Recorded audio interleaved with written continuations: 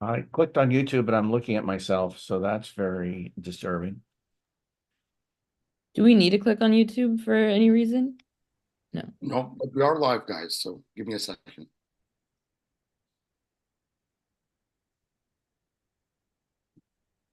I clicked on YouTube and I'm looking at myself, so that's very disturbing. All right, everyone, we're live on Click on YouTube YouTube. The meeting is currently being live streamed.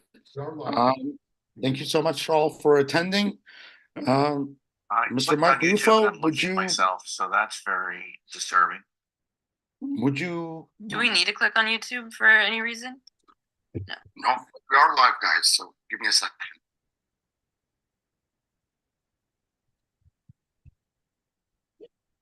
Okay. Mike, if you want to take it away. All right. Happy to do that. Hello, everyone out there in wherever land you are. I'm Mike Rufo, and I'm delighted to be here with Vahid and the whole crew celebrating the 11th year of this amazing event for human rights and social justice.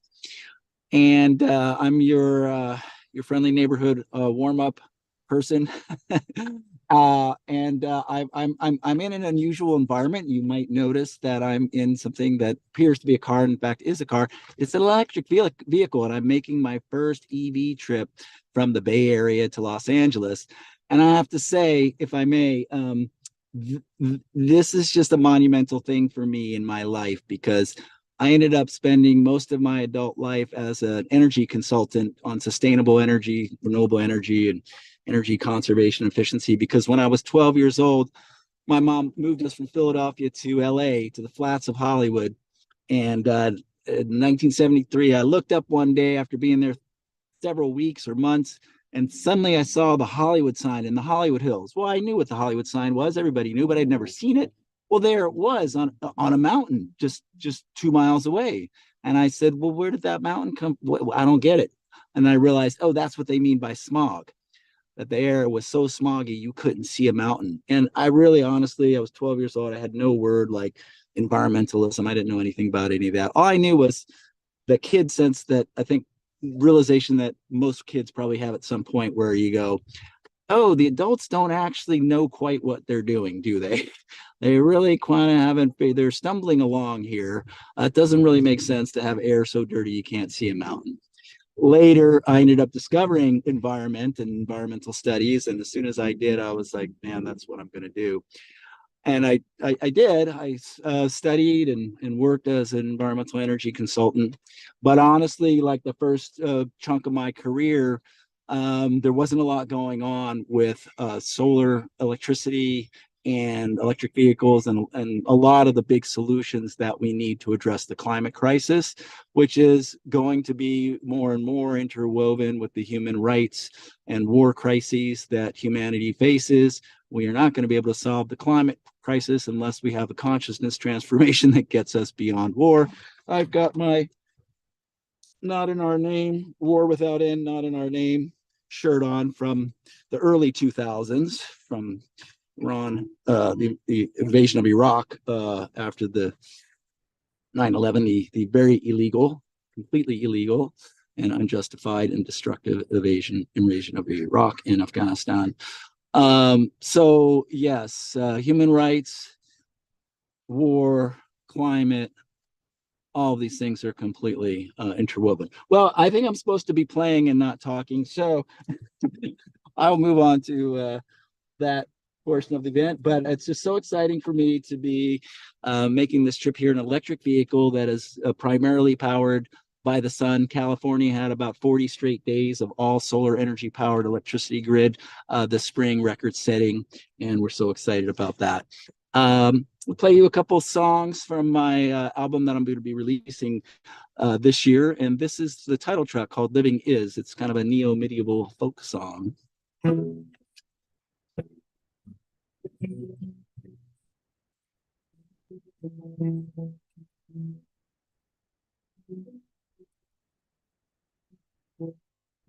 What you are, you feel.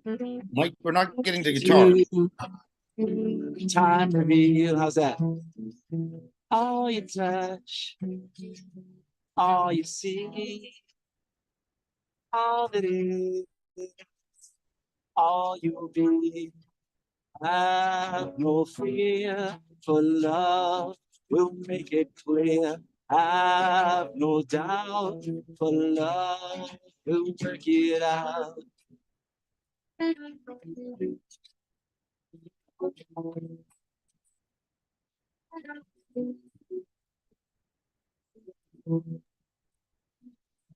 Walk where you lie, where you were, now revive.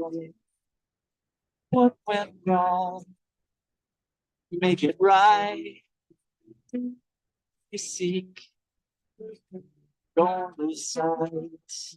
Mike, Have no guitar. fear, for love will make it. Go ahead, Vahid, I can hear you. We don't have guitar. No doubt. What's that?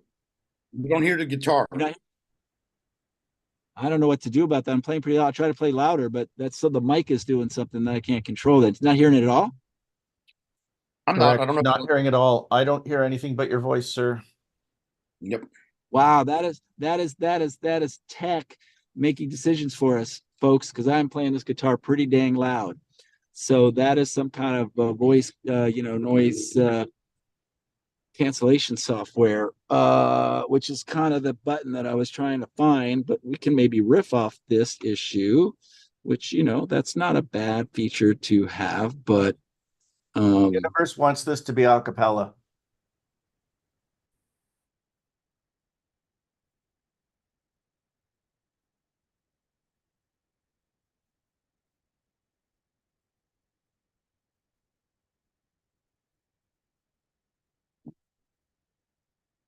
All right. I think, Mike, if your timing allows, can we do the music after the event, after the comedians? Would you be at a more stationary position, or not driving? Or...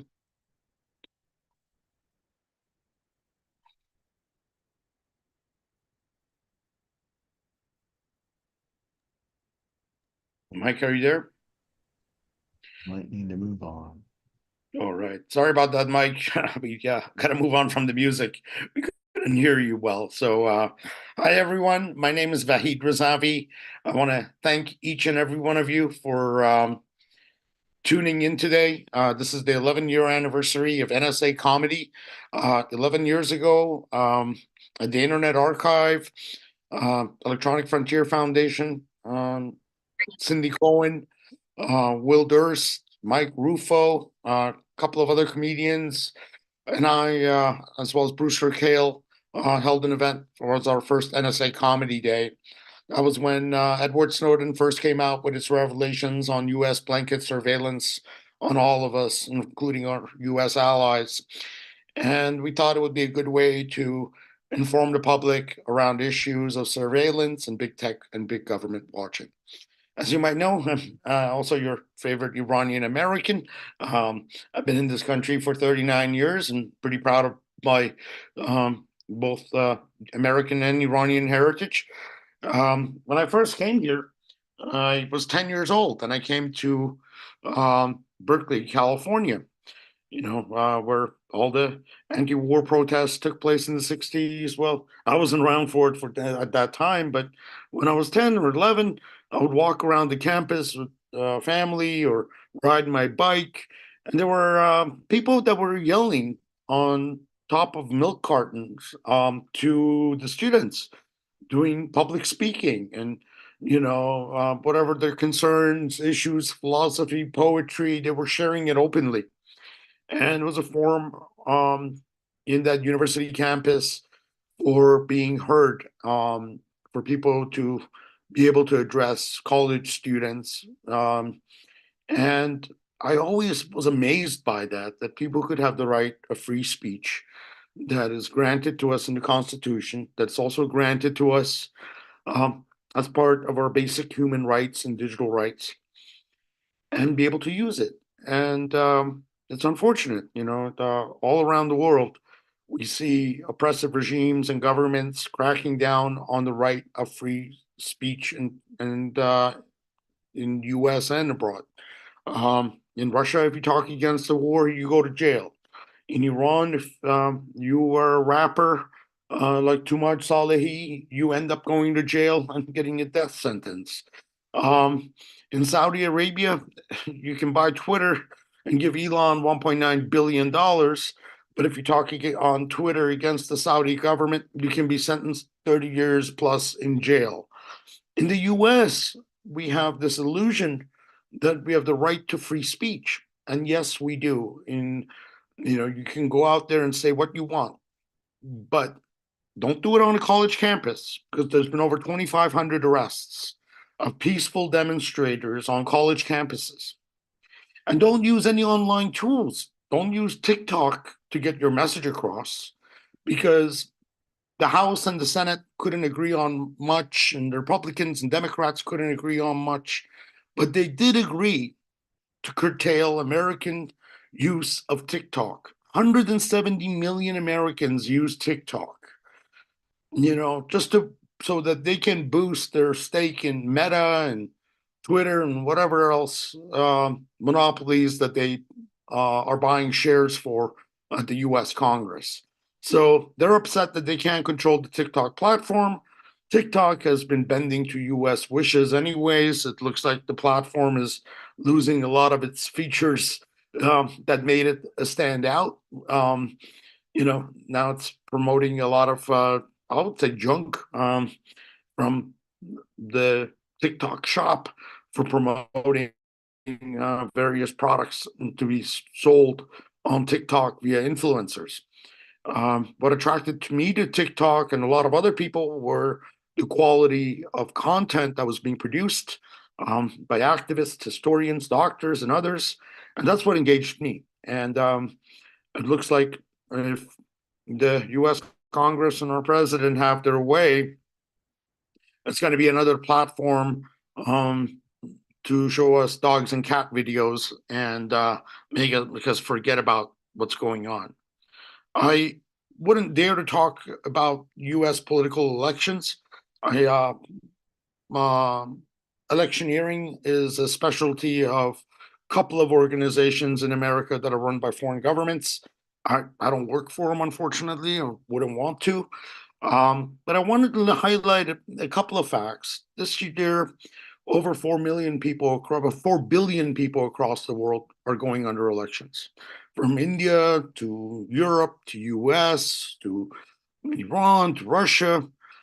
And I was looking at the candidates that we have to choose from, and I'm talking globally. Putin has been in power for 25 years.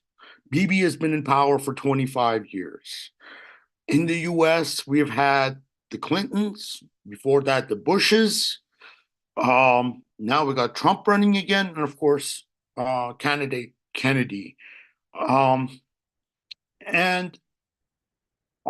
is this really the best people to rule over us? Are these people really qualified to rule over us? Is this really the best that our society has to offer in terms of talent, in terms of skill set, to rule over the problems that we're facing globally? And don't even get me started on Iran, because, under 33 years of authoritarian rule, their elections there are a selection by Ayatollah Khamenei. And it's unfortunate because people stop participating. They don't go and vote because they view that their votes don't matter. So when these politicians ask us to vote and participate, I definitely ask you to vote and vote your conscience and do your research. But fundamentally, we have a global problem in leadership. And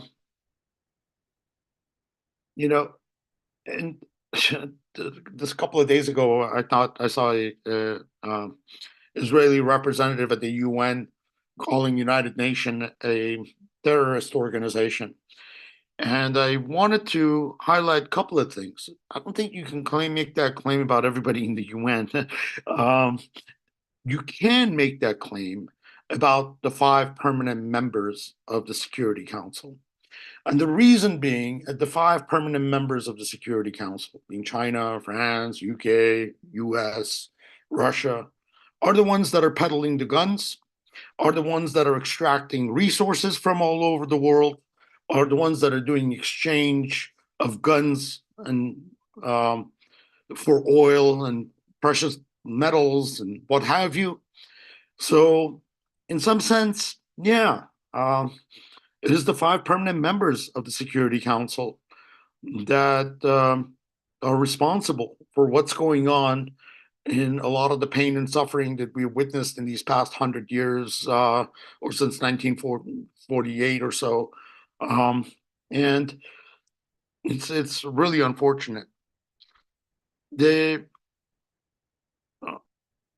I know we're running short on time here. I want to make sure we get all the speakers in.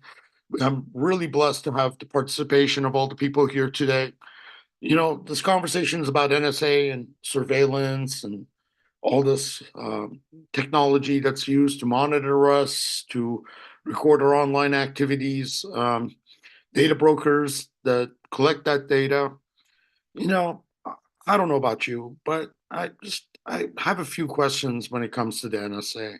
I mean, besides the fact that I'd like to know what their budget is and what they spend it on, you know, I'm curious what happened with the Unabomber and the Oklahoma City bomber and 9/11 and you know, January 6th and all these other issues that we've had in the US.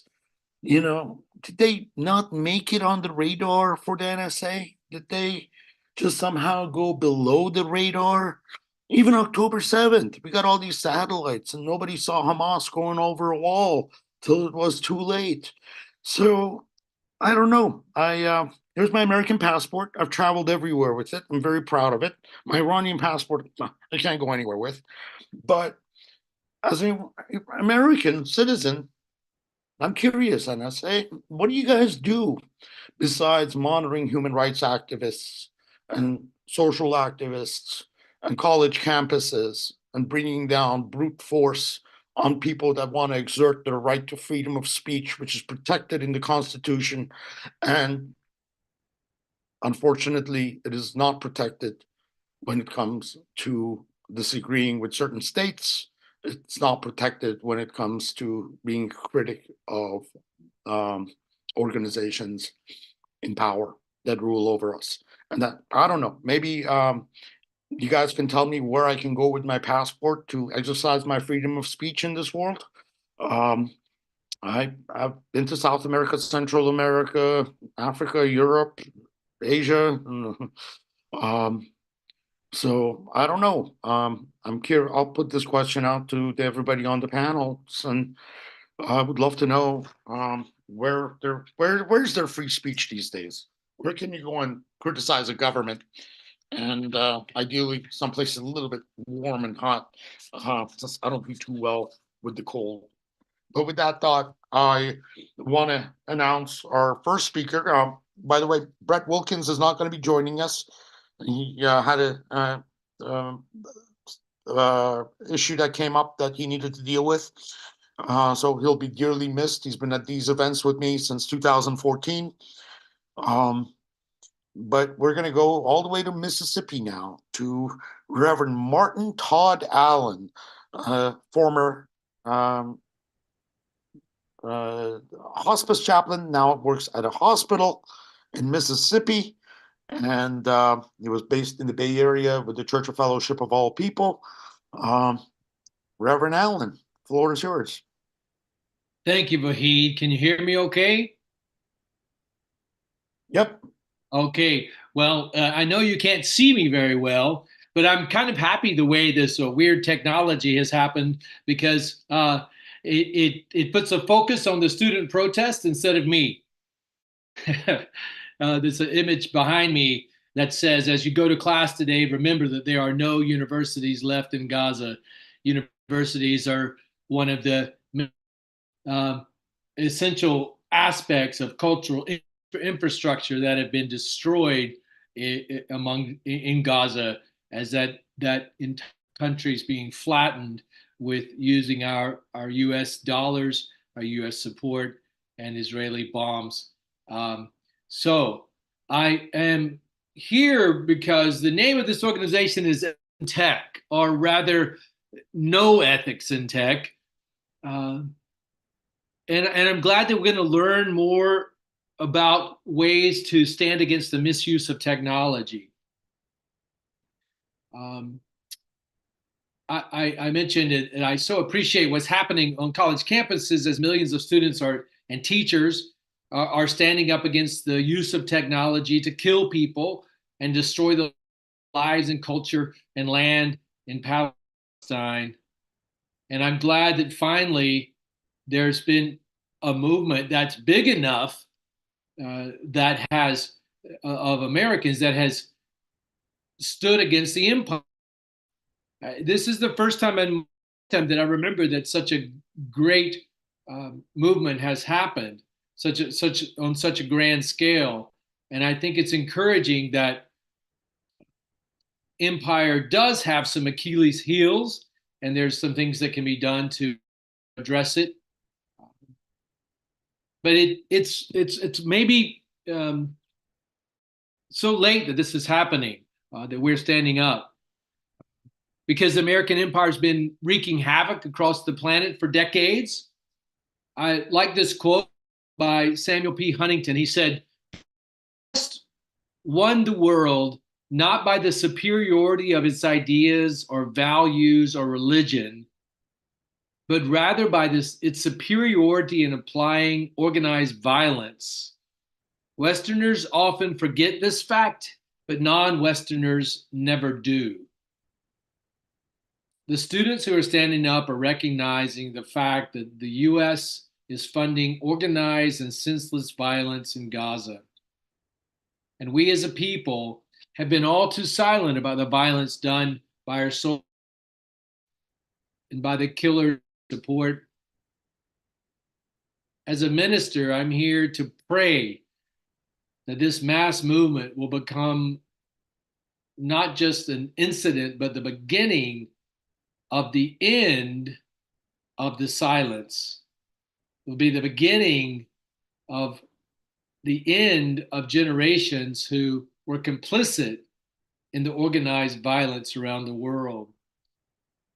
I pray that we may never again ignore the reality that our armies and our allies are destroying lives and destroying the planet while we sleep in peace. It's the 2024, maybe the year that we said no more and never again in my name. As we begin this time together to ring these chimes as a time of silence and meditation, to begin our time together, and I'd like to ring 3 different chimes for 3 different periods of silence to remember 3 areas of the world. The first chime I will ring for Gaza. Next chime I will ring for Sudan. And finally, the third chime will represent Haiti, what's happening there. This is done in prayer for that everywhere and anywhere senseless violence is being perpetrated, there will be peace and justice.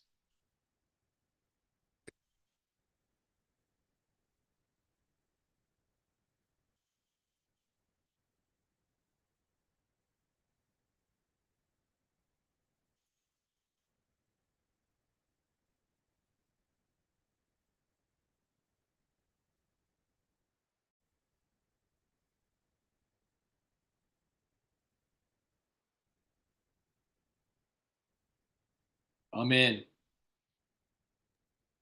Amen. Thank you so much, Reverend Allen. Your presence is missed in Bay Area, but I totally understand. It's nice to be at home and be with family, especially these past few months. Must have been pretty exciting to go home to Mississippi. And thank you for taking the time to take part in our event. unfortunately, Ousman Noor just texted me and he won't be able to make it from Civilian Agenda. I want to, due to a last minute emergency, I want to give you a quick background on Ousman and why he was invited and the importance of the work that he does. His wife is Palestinian. Back in late October, he put out a tweet on social media asking people to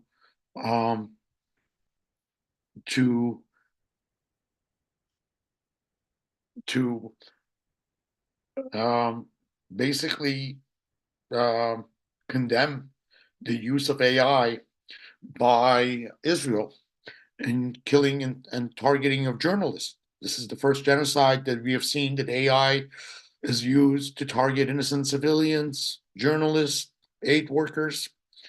And he sent out a tweet. And because of it, he got fired from one of these Western campaigns and he got terminated. And he has basically carried on that fight, and he has started a new organization called Civilian Agenda, and they do a lot of great work at the UN. It's, a couple of folks right now, but they're trying to get the voices heard at the UN level for what's taking place in Palestine and in Gaza.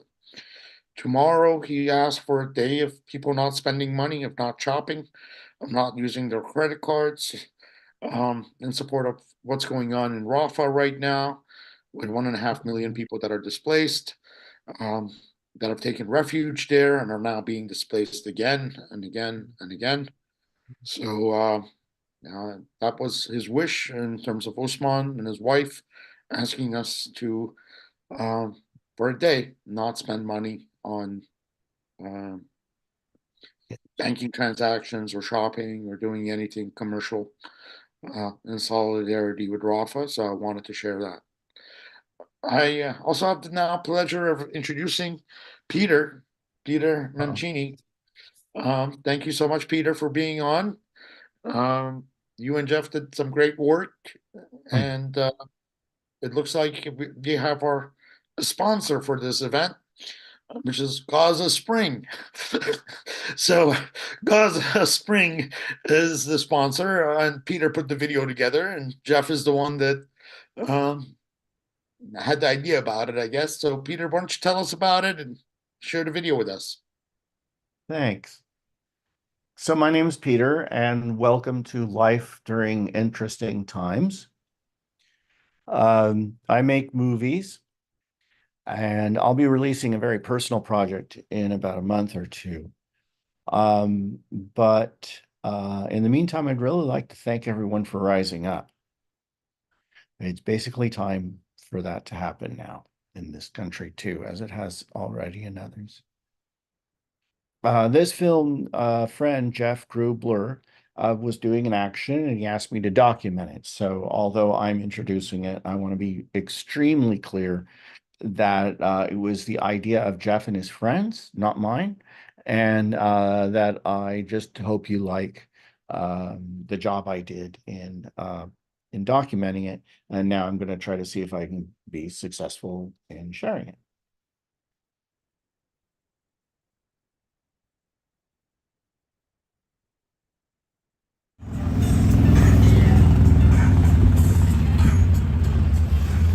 It won't kill you to try it. It'll make you really, really sick, but if you can get to a hospital that hasn't been bombed or still has medicine, you'll probably live. We are bringing this imported, contaminated drinking water to the people in San Francisco. Bottled at the source, made with USA. It's called Gaza Springs. It's raw sewage and unfiltered seawater. And it contains cholera, dysentery, typhoid. And now we can all enjoy the diarrhea that is killing babies and toddlers in Gaza.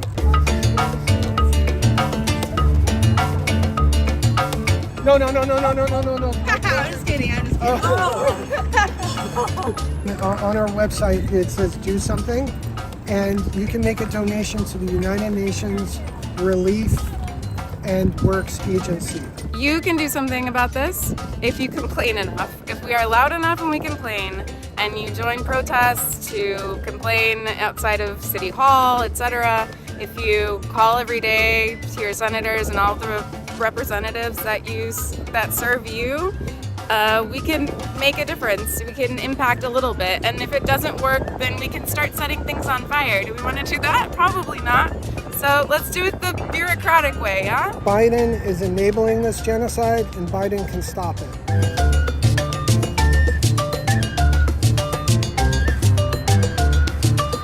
It takes the genocide.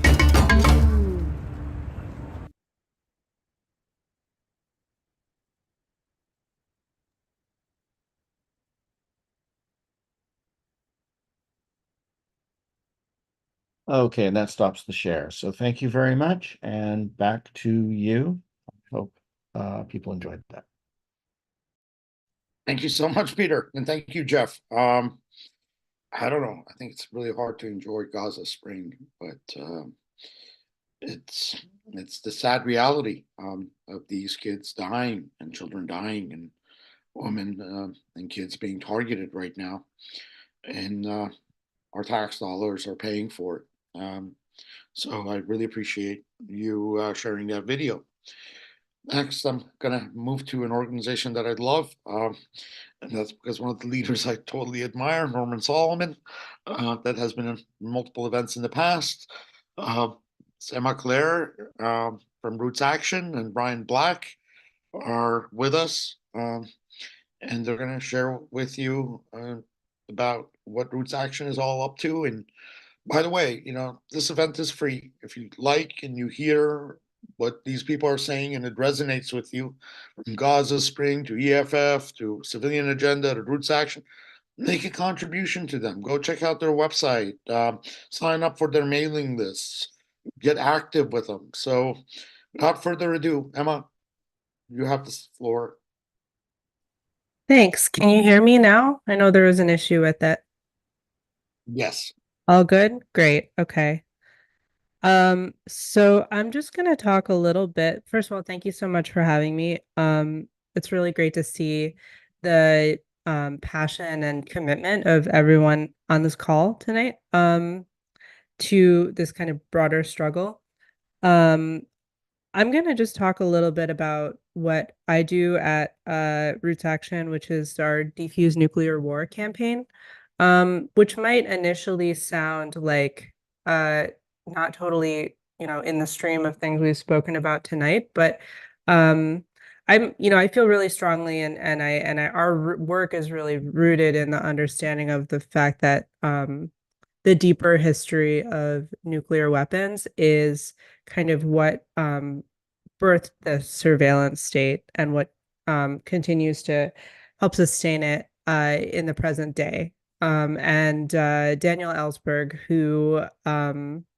whose work is at the heart of Defuse Nuclear War, and who is inspired me personally to continue this work, is someone who, in his person, clearly embodied the connection between these two things, right? The toxic effects of this core of secrecy, right, at the heart of nuclear weapons states, and the profound risk and helplessness and disturbance of democratic systems that they all sort of create. So what we do in relation to this, we kind of serve as a home base for organizers, for people involved in other campaigns or just working on their own, to have the resources to do the kind of anti-war broadly organizing they're doing, and to kind of help elucidate the connections between all these different struggles, right? And how this ongoing push by the most powerful countries in the world to maintain and expand nuclear arsenals is really at the heart of the global power imbalance that enables some of the profound humanitarian crises and the Gaza genocide as well that we see today. So what that means and kind of what we work for is a move away from this kind of constant state of emergency that we've existed in for decades around the world, right? As people who've been held sort of at gunpoint, right? Less than an hour away from civilization ending nuclear strike, which could always happen, right? And which, we know for a fact has almost happened many times as a result of a simple accident. What we ask for, what we demand are measures to pull back from that state of affairs, right? So to eliminate land-based intercontinental ballistic missiles, ICBMs, that are currently being modernized, which is to say wholly replaced in the US and elsewhere, and which present a profound liability of wholesale destruction, and which even, people from many different perspectives see them as useless and redundant. We demand no first use policy, which is a commitment that the US has never made to not begin a nuclear war, right? Which would allow other countries to change the way they think about nuclear weapons, right? And make it much less likely for everyone to kind of stay on the very edge of taking that first step. There's a whole range of things, and how we do this, my colleague Ryan Black, who I think is going next, will tell you a little bit more about the kind of nuts and bolts. He's our organizing director, but we have an event that we're now doing yearly called Daniel Ellsberg Week coming up, where people around the country are organizing events, are writing op-eds, letters to the editor, are taking part in different actions to honor the legacy of Daniel Ellsberg and to push back against this nuclear supremacy, right? This sort of this thing that lies at the heart of all these issues we're talking about. We also, there's a ton of different stuff. We're working with activists who are protesting test launches off the coast of California, right? We're doing things around the country. So as you've heard, if you're interested in getting involved, we would love to speak to you, Ryan, or myself. And if you have any questions, of course, we'd love to talk to you about that. I'm going to cede the floor to Ryan, who can tell you a little bit more about like the general work that Roots Action is doing beyond this one issue, and then how to maybe get involved if you're interested. So thank you again for having me. And yeah, that's all. Thanks, Emma. Hi, Ryan. Nice to have you with us.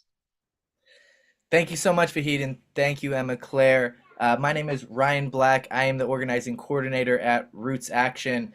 So yeah, I'm going to get back to Diffuse Nuclear War and Daniel Ellsberg Week in just a moment. But, in addition to that, at Roots Action, we have a strong focus on helping whistleblowers, for instance. So the NSA obviously has a long history with whistleblowers. We've helped several, including Thomas Drake, who was a whistleblower against the NSA. And Daniel Ellsberg is maybe the most famous whistleblower, and I will get back to him in just a little bit. We focus strongly on anything related to foreign policy. That is our bread and butter, trying to prevent wars generally, trying to end the war on Gaza. We were early trying to prevent the war that's happening in Ukraine right now, and unfortunately it started about a month after we kicked off our campaign to prevent it. So it was definitely something people saw coming. And then domestic issues, important domestic issues, the environment, investing in green energy, obviously, and ending the production of oil and natural gas expansion, stop building pipelines, all sorts of things. We're a huge multi-issue organization. But foreign policy is our big focus, and the thing we're organizing for most right now is Daniel Ellsberg Week, and we do this through our coalition called Diffuse Nuclear War, which is made up of about 150 organizations and individual organizers now across the country who all come together using different tactics, different means, different strategies, different ideas of what it means to reduce the risk of nuclear war, a big tent coalition. So we are coming together, June 10th to 16th for Daniel Ellsberg Week. Ellsberg is one of the country's most famous whistleblowers and most well known for giving the 7,000-page Pentagon Papers to the Senate Foreign Relations Committee, to the New York Times, to the Washington Post, and 17 other publishers, which revealed terrible truths about what the U.S. was doing in Vietnam. The government tried to make it go away, much like the government is trying to make TikTok go away right now, because it is exposing truths in Gaza that they don't want people to see. Sounds familiar, right? Ellsberg faced a possible sentence of 115 years for releasing the papers, but the charges were dismissed in 1973 on grounds of governmental misconduct against him, leading to the convictions of several White House aides and figuring into the impeachment proceedings of President Nixon. Before and after the Pentagon Papers, Daniel Ellsberg worked on the issue of nuclear weapons. First, on one side as a war planner, devising nuclear war plans for the US government, and later as an activist, fighting to reduce the risk of nuclear war, specifically urging the dismantling of our ICBMs. And he worked with us, and he was on several of our calls with Diffuse Nuclear War before he unfortunately passed away late last year. What are ICBMs? I think is a big question that people ask right away, because this was what Daniel Ellsberg was really strongly focused on. ICBMs are intercontinental ballistic missiles. That is the land leg of the nuclear triad. The other two legs are the air and the sea. So land, air, and sea, that's your nuclear triad. When we're talking about ICBMs, we're talking about the land. And what Daniel Ellsberg wanted people to know about ICBMs and how they are terribly dangerous, and they make nuclear war more possible, not less. So why is that? First off, ICBMs cannot be recalled once fired. On the other hand, planes can circle and fly around, and submarines cannot be targeted. So there is no way our ability to respond with nuclear weapons could ever be completely cut off, even if DC and all of our ICBM silos were all hit at the exact same time, we could still respond. But ICBMs can't be recalled once fired, where the other ones can. Obviously, you can wait and wait and wait. You don't have to respond immediately. ICBMs are fixed location. That means the Russians, the Chinese, and everybody else knows where all of them are. They're super, super easy targets. So easy, in fact, that it is called the nuclear sponge, where they are located: Colorado, Montana, Nebraska, North Dakota, and Wyoming. It's just accepted that in the case of an all-out nuclear war, those states are gone. With ICBMs, we have to use them or lose them because of this. If we think nuclear missiles are on their way to us, they are coming towards our ICBM fields, because that's where all of ours are.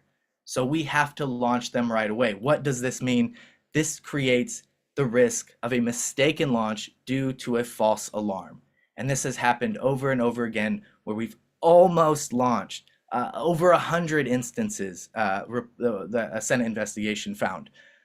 So these are a catalyst, not a deterrent. So what are we doing ultimately? diffusenuclearwar.org/Ellsberg if you want to get involved. We have people hosting pickets and vigils, which we will provide signs for you. We have templates for city council resolutions, one declaring Daniel Ellsberg Week, another affirming the need to eliminate ICBMs. We have template letter to the editors. We'll also help you write, edit, and pitch op-eds to friendly publications. And we also have people who are helping to rename streets, bridges, and parks. Last year, Albuquerque, San Francisco, and Berkeley, California all issued proclamations designating April 24th to 30th, Daniel Ellsberg Week. And so we're hoping to do more of that this go around, June 10th to 16th for Daniel Ellsberg Week. So I urge all of you, whether you're by yourself or part of an organization, diffusenuclearwar.org/Ellsberg to get involved. Thank you. Thank you so much, Ryan. Greatly appreciated. I had a chance of meeting Daniel Ellsberg a couple of times, and what an astonishing man, an incredible man. You mentioned whistleblowers, and I want to highlight a couple of whistleblowers that are alive today, but may not be alive if our country continues to persecute them, or if the Australian government persecutes them. One being Julian Assange. I don't believe that Julian Assange would ever receive fair treatment or a fair court hearing in the US. And the other one is this gentleman that I just found out about, a lawyer, McBride in Australia, that got a 5-year sentence for disclosing war crimes by the Australian soldiers in Afghanistan. He's going to go to jail for 5 years. How about that? And Julian Assange, what did he do? He published multiple reports, but that's what freedom of the press should mean, right? Julian Assange has got kids. He's got a family. The videos that were published that Chelsea Manning provided him showed war crimes by U.S. military on defenseless journalists being shot at from helicopters. And for that, Julian Assange is going to now face even more persecution, extradition to the U.S. And I think it's important to mention him just alongside Daniel Ellsberg and others, because him and McBrides of the world are still being persecuted. And I wanted to highlight that. Next, we're going to go to, so thanks, Ryan. Sorry for going off on a ramble there. I want to next invite Marianne Díaz. Marianne is with AccessNow. She runs the YID program. And Marianne, Yes, thank you, Vahid. And thanks, everyone. I wanted to talk a little bit about surveillance technology, but like this is a very broad topic that we talk a lot about, and we need to keep talking about it constantly because it seems that we, as a society, tend to normalize it. So I'm going to focus on something that I don't think we talk about enough, which is the focus of my work, and therefore is my main rant. I work on the digital ID, which is the focus of the YID campaign. It's called YID because we believe that we need to ask ourselves why before implementing digital ID technologies around the world. And when we say digital ID, we mean ID cards or passports, like Vahid was mentioning earlier. And these technologies are administered by companies that mostly operate out of the US and Europe. The main company, for instance, that works with the US administration for border control biometrics is a French company called IDEMIA. IDEMIA works in Africa, mainly in Africa, but also in Latin America, in places that we call the global majority. And these are places where there is an international agenda of quote-unquote development being pushed. So we want these countries to become developed. Therefore, we push these companies and we support these companies to bring development to them, which is a highly colonialistic way of doing things, but that's not my point. My point is that for people who are not under constant surveillance in a very heightened state of risk, going through, for instance, through border control and getting their fingerprints scanned or their face recognized through facial recognition through a camera, is not such a violent experience. And therefore, we have normalized all of these technologies that exist everywhere, right? So they are in banks, they are in our phones, they are in the cameras, the surveillance cameras, in businesses and in streets. And those technologies, the fact that we have normalized those technologies, the fact that we have normalized having our bodies digitized in that way, affects directly people who are at heightened risks. For instance, people in the move, people who are refugees, people who are stateless, people who are political dissidents. Those people cannot opt out of the use of these technologies. People who are not in a condition to say, hey, I don't want to have my face scanned by a camera in order to get some sort of ID by the government that is offering me refuge, they cannot opt out. And the only way that we can pressure back, like push back on these technologies being implemented everywhere, really, is to stop the normalization of the implementation of these technologies. We can lobby, and we do lobby, and we can interact with great international organizations that fund this work, like the UN, like the World Bank. We can talk to the governments. But if society sees these technologies as normal, and we are talking about using our fingerprints to like to make a deposit in the bank, using our fingerprints in border control, having our face recognized by, scanned by the airlines when we board a plane, that kind of thing, then there seems to not be room for these technologies not being implemented elsewhere because it is normal. And so those of us who starts raising our voices to say, hey, this is not normal, this is actually a violation of a bunch of human rights, from dignity to bodily autonomy to freedom of movement to free speech to privacy to like everything, then we are the crazies, we are labeled the crazies.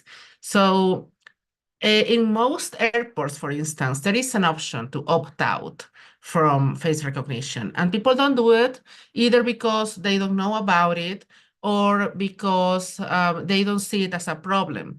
But for many of us, I, for instance, am a forced migrant. I am from Venezuela, and I had to flee Venezuela for reasons that I don't feel that I have to explain. It's Venezuela. So I cannot really do this because I am an underprivileged migrant. I'm not wanted in most borders, and I am rejected at many of them. But for people who have privileged passports, to be able to opt out and to say, like, if I look like a white man, for instance, it is easy for me to say so. They are not going to push back, and that has been the experience of a lot of colleagues. So you can just go without and do the different thing. If most people do not actually engage in using these technologies, then it is not normalized. In the meantime, what we're doing is allowing companies like Google, Apple, all of the companies that work on enabling wallet payments and therefore fingerprint recognition in devices, face recognition in devices for payments, to soften that feeling that that is not a form of surveillance. In many cases, that data is actually secure. The technology might be actually secure. In some cases, the information is stored in the phone and doesn't go anywhere else. So it is actually under control of the user. But that doesn't really matter because technology doesn't only have to be safe. It actually has to feel safe to provide the experience of safety for people. Because once you feel that you are being surveilled, the effect of surveillance has already taken place. People restrict their freedom of speech. People take themselves out of public spaces and out of political engagement. And that is the main goal of all these systems being in place. It doesn't really require the surveillance actually happening in the end. It just requires for people to feel that they are surveilled. And I want to close on that with my main example from that, which is an example from back home. We implemented back in Venezuela, we implemented electronic voting very early on in the 2000s, early 2000s. And the system back then worked really well. Those systems can work really well in the technical side. But it so happens that it is a black box. And you authenticate yourself using a fingerprint scanner. And that on that level worked better than the system we had previously, which was just ridden with fraud everywhere. And it worked well for a few years. And then the government, which was starting to turn authoritarian, implemented fingerprint scanners for food, which was scarce, and for medicine, which was also very scarce. So we were allowed only a certain amount of food to buy each month per person, per ID number, and we had to scan our fingerprints. And the fingerprint scanners were the same model, the same company as the voting machines. They were actually not linked. And I know this because I work on auditing the process. They were actually not linked at that point. But in people's minds, what happened was, this is the same fingerprint scanner. If I scan my fingerprint here, and I vote this or that way in the other fingerprint scanner, then if I vote against the government, I will not be able to buy food after the government still is gonna win. So once that happened, the entire electoral system broke. And what happened next, immediately next, in the span of less than 2 years, was that a dictatorship was installed. And it was really fast. And of course, it came with other factors, right? Like the prosecution of activists and the prosecution of people that were protesting on the streets, and a lot of violence and torture and many things. But it started there. It started cracking inside the minds of people. So that is how political control starts in all societies. And if we want to actually be helping people who are whose liberties or whose freedoms are undermined, be it in specific countries that have this specific political context, or be it in our own countries where we are free, but some people are actually not, then the only way that we can do it is to push back against these technologies whenever we can. Yeah, it's amazing. Big Brother's watching us. And that's a global effect. It doesn't matter which corner of the world you go to. Speaking of Big Brother watching, one of my favorite organizations, Electronic Frontier Foundation, is with us. We are lucky today. We have two speakers, one from EFF Austin. Kevin Welch is the president of EFF Austin. And looking forward to hearing from him on what concerns EFF Austin these days. Hey, Vahid, thanks for having me again, as always. Per your request, decided to talk a little bit about some of the work we had done here in Austin around the issue of automated license plate readers, or ALPRs, as they are known and abbreviated, or as I like to call them, mass surveillance masquerading as public safety. Wanted to kind of just start by, setting the stage for what I think are kind of the two most fundamental issues with the technology, which is I'll first reference the 1948 Universal Declaration of Human Rights, that two of the rights it guarantees in Article 12, you have a right to privacy. And in fact, to read the exact text, it is no one shall be subjected to arbitrary interference with his privacy, family, home, or correspondence, nor to attacks upon his honor or reputation. Everyone has the right to the protection of the law against such interference and attacks. And then there is also, right after it, Article 13, which is the right to freedom of movement. Everyone has the right to freedom of movement and residence within the borders of each state. And everyone has the right to leave any country, including his own, and to return to his country. And so I feel these two fundamental rights, this is a technology that at the end of the day is fundamentally at odds with them. But ALPRs, what's behind this acronym? So as I said, ALPR stands for Automated License Plate Reader. Police departments use them to scan and look up the criminal status of a particular car's license plate. Now, this is always something police have done. You know, cars are driving around in public. Police have always been able to take down license plates and look them up. But like so many things that can get computerized and automated, it becomes a question of scale. ALPRs take the human out of the loop and let license plates be scanned on a simply staggering scale.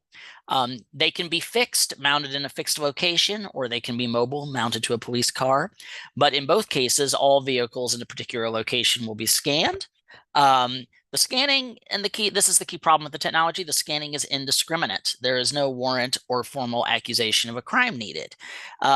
Basically, traditionally, it's been understood that when you are in what is considered a public space, you have less of an expectation of privacy than you would in private. But as we've all seen with the proliferation of modern digital and surveillance technologies, the line between what is public and private has become massively blurred over the last 20 to 30 years. And the traditional quasi-public status of driving around in a car, essentially combined with this technology, is being used to subvert the Fourth Amendment and its expectation of privacy.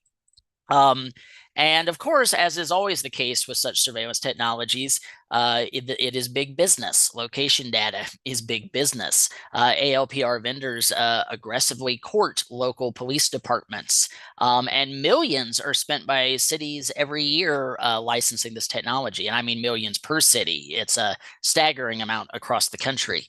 And major vendors like Flock, in selling this to police departments and city councils, they make incredibly dubious claims about the efficacy of this technology that really do not stand up to any kind of real scrutiny.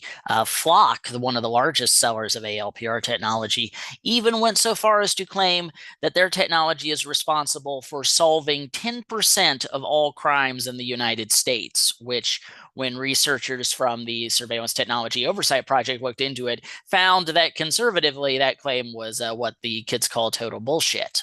Let's see what else. And so yeah, this is a technology that at its core is a data privacy disaster waiting to happen. These location data sets are usually controlled by third-party vendors, not cities subject to democratic oversight.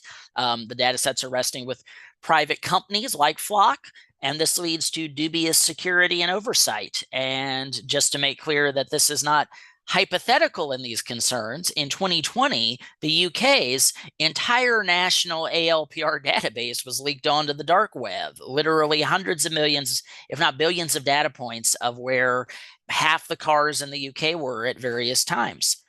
They call them something slightly different than automated license plate readers, so I forget their exact acronym, but it's the same technology, essentially. And there are also immense human rights risks around the mass deployment of these technologies.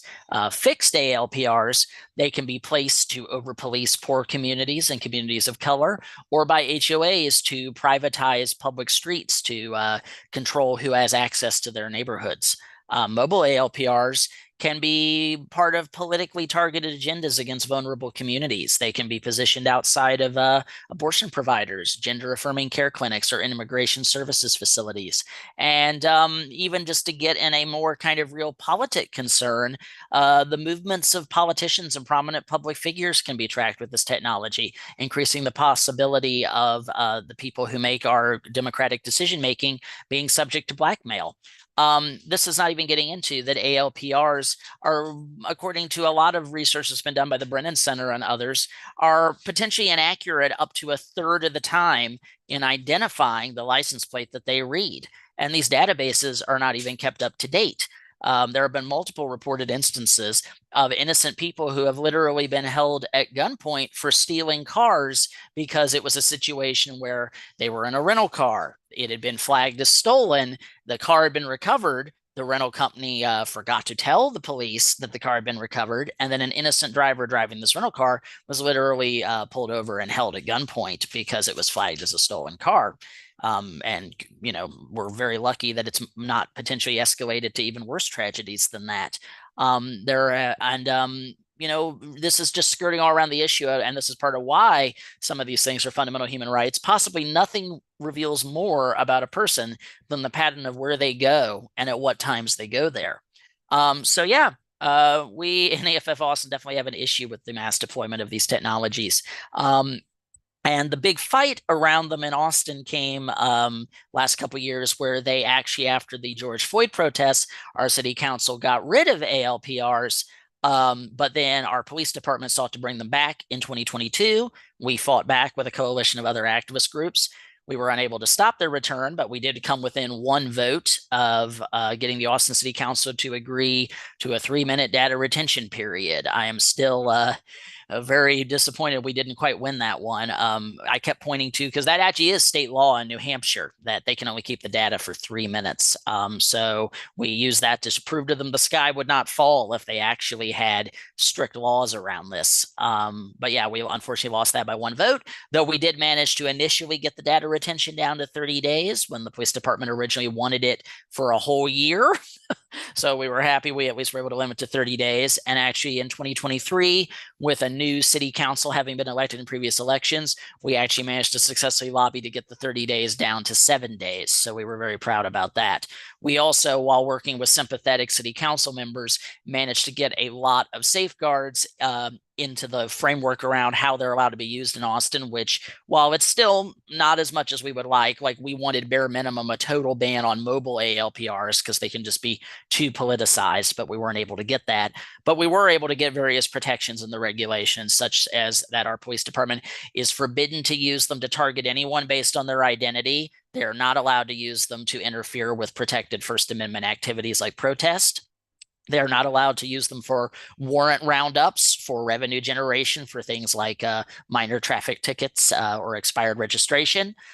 Data may not be shared or sold to third-party entities. It must remain with the city. And data may only be shared with other law enforcement agencies for endangered or missing persons cases. And even then, they are not allowed direct access to the database. They may only be provided a copy. And they're also supposed to be quarterly audits by the risk management unit. So, the fight continues, but we are happy about some of the work we managed to do in this space. And just to kind of close, I'll just paraphrase a bit of, just what I said to certain local media outlets at the time, which is that we at EFF Austin, we believe ALPRs are a mass surveillance technology because they canvass an entire area indiscriminately by gathering information about where people were at certain times without a warrant, probable cause, or evidence of criminal wrongdoing. They're an obvious violation of the Fourth Amendment. So that's what I got. Thanks so much, Kevin. I greatly appreciate your insight and the work that EFF Austin does. As you know, I participate well in your group on social media and elsewhere. But always appreciate the links you send us, stuff I wouldn't know about otherwise. Sure, anytime. All I got a time on my hand is to read. So it's a good use of one's time. Yeah, so it scares me about these license plate readers. I witnessed it firsthand on how they were used in Tipron at 11:30 or 12 o'clock on a weekend for a mistaken identity. And cops pulled up and guns were drawn and people were told to leave the car. And it was the exact case that you mentioned. The rental car company had reported the car stolen. The car was brought back in and then it was re-rented, but they didn't take it off the report that the car had been returned. And now you had a family of 3 with a kid with guns blazing, being threatened that they're now in a stolen vehicle. So I always tell people when I was a kid, Kevin, my dad got cancer from mesothelioma from asbestos when I was 12. And the first couple of times, the radiology and cancer treatment and, medication and what have you, radiation that he got worked. But then the doctors kept prescribing him medications and more chemos and more therapies and what have you. And he went from 180 pounds to, 70, 80 pounds or whatever it came down to. Sometimes we think that our quality of life improves with more tech we have. The answer to humans' problems can be solved through technology. And becomes very evident for me the other day. I had a call with a couple of Europeans, and they wanted to talk about the benefit of AI for human rights organizations. And my biggest concern is Silicon Valley is very good at creating platforms. We've created a platform for DoorDash, for Uber, took out the taxi medallions. Yes, it's more convenient. But ultimately, what ended up happening is a lot of these businesses, like the DoorDashes of the world, are not profitable themselves. And they've taken money from the restaurant owners. They've taken money from taxi drivers. And they've given it now to corporations. And so when people tell me that they want to use AI or technology to solve human rights issues, I always cringe, because I think that poor bag of flour that's being delivered in Gaza or Haiti or somewhere is going to have to pay a corporate tax to Wall Street next for a technology to deliver a bag of flour. And that's what scares me even more is, yeah, there's a lot of goodness in tech, but we have a tendency to kill people with too much of a good thing, you know? But they say the way to hell is paved with good intention, or something like that. I should ask Reverend Allen. He would be better about that. But I think all I'd say is that I fully agree that the real issue, I think, in what you said there is AI has its uses, but open AI is not the definition of anything I would call open. And if we do actually want it to be useful to activists, we have to encourage the creation of self-hosted and controlled models that an activist organization can actually use to the benefit of their mission, not to enrich a megacorp. Exactly. No, totally agreed. I don't know. So no disagreements there, but let's make sure we give our fellow EFF. By the way, No Ethics in Big Tech is an Electronic Frontier Alliance member. I got their swag. I get it every year. So it's not just you that can look cool, Kevin. I can wear EFF swag too. Us and 98 other orgs all around the country. Yep. A lot of people doing good work in the EFA. Yeah, so EFA is amazing. I'm a huge fan of EFF and the work that they do. If you guys can support EFF, Austin, or here in San Francisco, please do. And without further ado, I like to introduce you to Brandon. Brandon is Gilligan is with EFF fellow here in San Francisco. I had a chance to meet him in person last week at your trivia night. So on an important topic, who won the trivia that night? Everyone who won the trivia that night. Yeah, well, yeah, that's a good answer. You should be a politician next, Brendan. All right, so you have the floor, sir. Awesome. Thank you so much for having me, and I'm happy to be here. So I'm going to share some slides. If everyone can give me a minute. Okay, can everyone see that? Sure can. Okay, fantastic. So I'm going to be talking about EFF's work on Section 702, or Section 702 surveillance. So what I'm going to do is I'll talk first about just what Section 702 surveillance is. I'll go into that from there into a discussion of one specific problem EFF has been facing, one of many problems EFF faces when we're actually trying to litigate and protect our rights against Section 702 surveillance. And then finally, as some of you watching may have seen, the Section 702 was recently reauthorized. EFF was involved in that reauthorization fight. So I'll discuss kind of what we wanted and then what happened. And a spoiler is that it's not the best. But let me start with the overview first here. So Section 702 is one part of a much larger surveillance authority called the Foreign Intelligence Surveillance Act. It's an especially problematic part of FISA, the Foreign Intelligence Surveillance Act, as I'll discuss in a moment. So at its core, what Section 702 allows the government to do is it allows them to conduct surveillance of foreigners inside the United States. So when the government wants to conduct surveillance under 702, what it does is it goes to the secret court called the Foreign Intelligence Surveillance Court. It will give them targeting procedures, minimization procedures, and then it will seek a certification. So when the government is doing this, these are generally one-sided proceedings. occasionally like they'll have a like what's called an amicus be appointed to kind of challenge the government, but that's rare in their, the amici that are arguing are not, it's not us at EFF, it's others. But what, when judges are looking at this, what they're looking at is a really broad kind of programmatic regime that the government is proposing that it be allowed to conduct. It's not like when the government goes, in like an ordinary criminal investigation to go get a warrant. It's authorizing like surveillance on a genuinely national level. And we don't see, I shouldn't say we don't see, it will be years before we actually can see what the government tries to look at. And even when it comes out, the submissions to this Foreign Intelligence Surveillance Court are often heavily redacted. It's really difficult for us to make sense of kind of what the scope of surveillance that the government sought or the court authorized.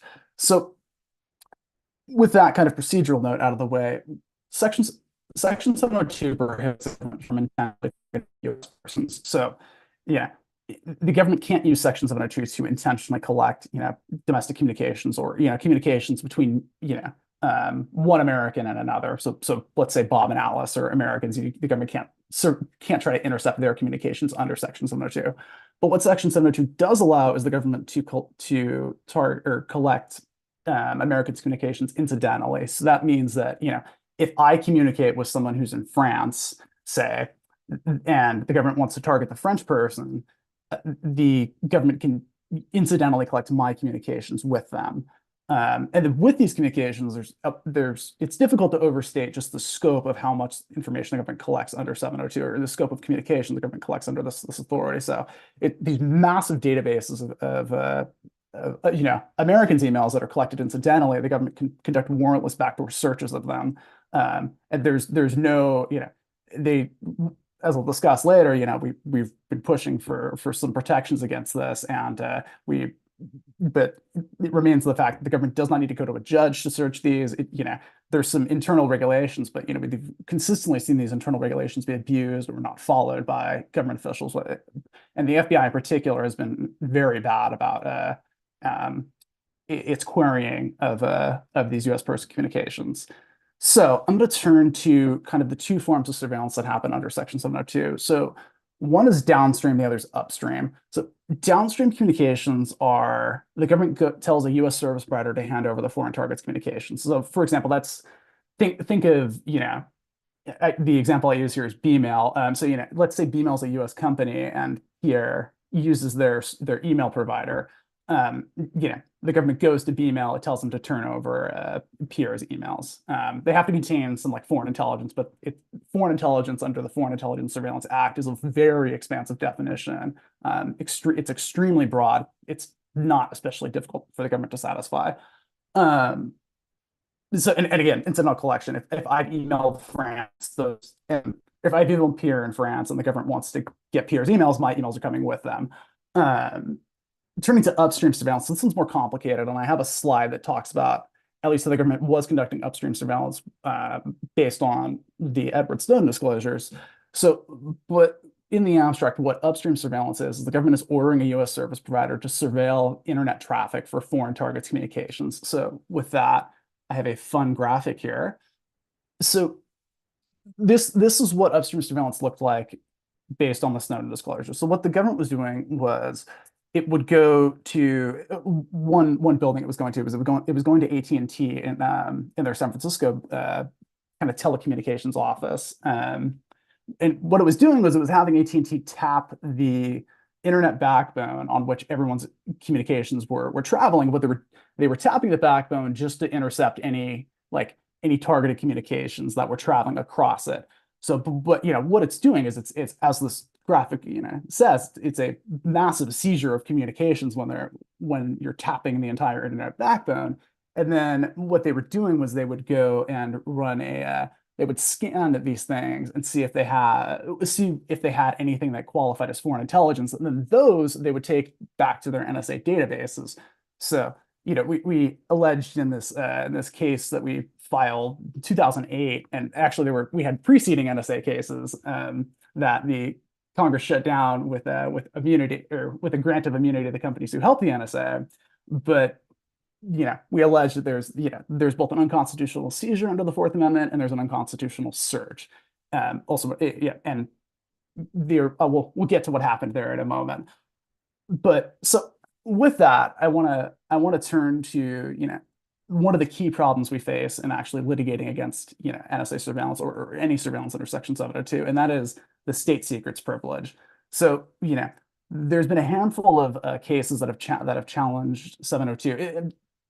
I'm talking challenges by like members of the public, not necessarily. There are times where the government actually uses Section 702 evidence against like criminal defendants, and that's a different thing. That's not what I'm talking about here. But there's been a number of cases that have been filed against this by, like, we filed a good handful. Our friends over at the ACLU have done the same, and consistently there are two ways that these cases are not even getting to the merits. Like we're not even able to argue this is violating the Constitution. So, and this one that I'm going to talk about today is the state secrets privilege. The other is standing, and that actually happens before. That's more complicated than I want to get into here. This is more interesting. But so I want to start with kind of the primer of what the state secrets privilege, where it came from.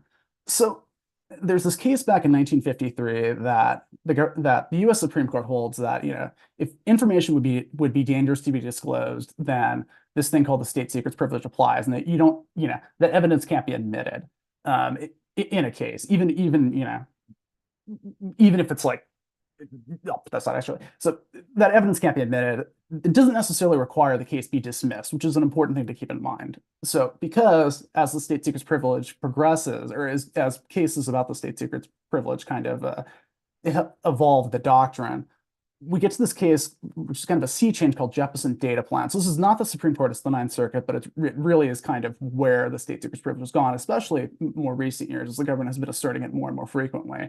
But so the Ninth Circuit in this Jeppesen data plan case comes out with this framework that says, Reynolds, they hadn't dismissed the case. Jeppesen data plan is dealing with one the state secrets privilege can require or actually not only can, but requires the dismissal of the case. And that's, when the plaintiff can't prove their case with non-privileged evidence, when the defendant can't make out a defense with non-privileged evidence, or, and this is a key one, the privileged evidence is so intertwined with non-privileged evidence that litigating poses unacceptably high risk of disclosing state secrets. So the reason this is key is because, as many of you who were following along with the disclosure may remember, like there were a lot of documents disclosed that became public that helped us learn kind of what the NSA was doing. So, and even if we could make out a case under those documents, we couldn't, under this third kind of prong of the Jeppesen data plan framework, we wouldn't necessarily be allowed to progress with a lawsuit. So, and then, I'm going to jump ahead a few years here. So there's a pair of Supreme Court cases in 2022 that really heighten the force of the state secrets privilege and blocking lawsuits against the government, especially in the context of intelligence gathering. So the first is this case called Zubeda. So what was going on in Zubeda, it's kind of a complicated procedural background, but a former detainee in Guantanamo Bay was suing Polish officials in U.S. courts. So this detainee had been, or at least alleged in the European proceedings, that they were held in a black site in Poland, and that the Polish government was cooperating with the U.S. So they're proceeding on this case in the European system, and then they needed evidence for it from the United States. So they go through this kind of collateral proceeding, and the government holds that, because the foreign relations of the United States could be damaged, even though this evidence was public, like you can verify this elsewhere, that Poland had cooperated, that this plaintiff's case had to be dismissed because it would be too dangerous for the U.S. to disclose, even though this evidence is all available on the public record for anyone to see. So the second, and this is a physical search FISA case. So it's not intelligence gathering like the NSA, but it's the FBI. So what had happened was an FBI informant went to an Orange County mosque and just, it's worth reading about this case because it's truly just awful. But this informant is surveilling this mosque, and the plaintiffs finally learn kind of that their relationship with the FBI they had actually contacted the FBI, like they were so concerned about this guy beforehand, but a whole different story, again, worth looking up. And so their case eventually progresses to the Supreme Court. And what they were trying to do was use this provision of FISA that creates a procedure for using classified evidence. This procedure actually is what the government uses all the time in its criminal proceedings that require 702 evidence, but like we were trying to use it off, like in this case, offensively, and the Supreme Court says that that provision of FISA doesn't allow you to do that for when, so the government can use it, but we can't. So now with that in mind, I'm going to turn to the flagship case of EFF's brought against the NSA, and that's our case Jewel, the NSA. So as I mentioned earlier, we filed this in 2008. So we had sued them, arguing that it was unconstitutional. Again, going back to the chart earlier, and also it violated a number of federal laws, but I won't get into it at the moment. But part of our lawsuit alleged that AT&T and Verizon participated in this NSA surveillance. I discussed like AT&T's room in San Francisco that was tapping the internet communications, and all of this evidence we had was publicly available. We had a former AT&T employee come to us, and we have if you're interested at all, you should look at our site because we have a lot of documents on this. But so we're trying to progress with this lawsuit, and the government invoked the state secrets privilege against us. So this is a couple of years before Fazaga, but the court holds, just as the Supreme Court would in Fazaga, that we could not use FISA's provision for classified evidence to progress in our case, and eventually it required the dismissal of our lawsuit, which is what basically has happened with Jewel, with Fazaga, with Zubeda is the government has increasingly just gotten this kind of unilateral authority to use secrecy to just shut down any suits against them for even when they violate our rights, like 702. So it's we wrote in the brief we submitted when we were trying to get this case reheard by the Supreme Court that courts have created a national security exception to the Constitution that the government can surveil Americans and deny them any effective means of challenging that spying. So that's really where we stand with the state secrets privilege today. We don't have our day in court, and we can't hold the government accountable even when we have totally meritorious claims that they've illegally surveilled us. So with that fun note, I'm going to turn to the reauthorization that happened kind of over the past year and a half or so. So, obviously with what I just discussed, the state secrets privilege was a huge part of what we believe is not only, desirable, but indeed crucial to Section 702's being any reauthorization of Section 702. So, we also believe that, the government should need a warrant before acquiring Americans' incidentally collected communications. Again, they have a massive amount of these incidentally collected communications that they are just able to decide whether or not they want to, without any review from a court or approval, that, these communications should be queried. We also think that the government needs to have stronger disclosure requirements when they are trying to use 702 evidence in criminal prosecutions. The government can define what exactly qualifies as 702 evidence very loosely, and we don't see very many disclosures. We don't see the strictness in disclosures that we believe is necessary. So with all of that, we instead got a massive expansion of 702. So one of the big ones, the one that has gotten the most press, is that the reauthorization actually increased the scope of entities that have to turn over information to the government under 702.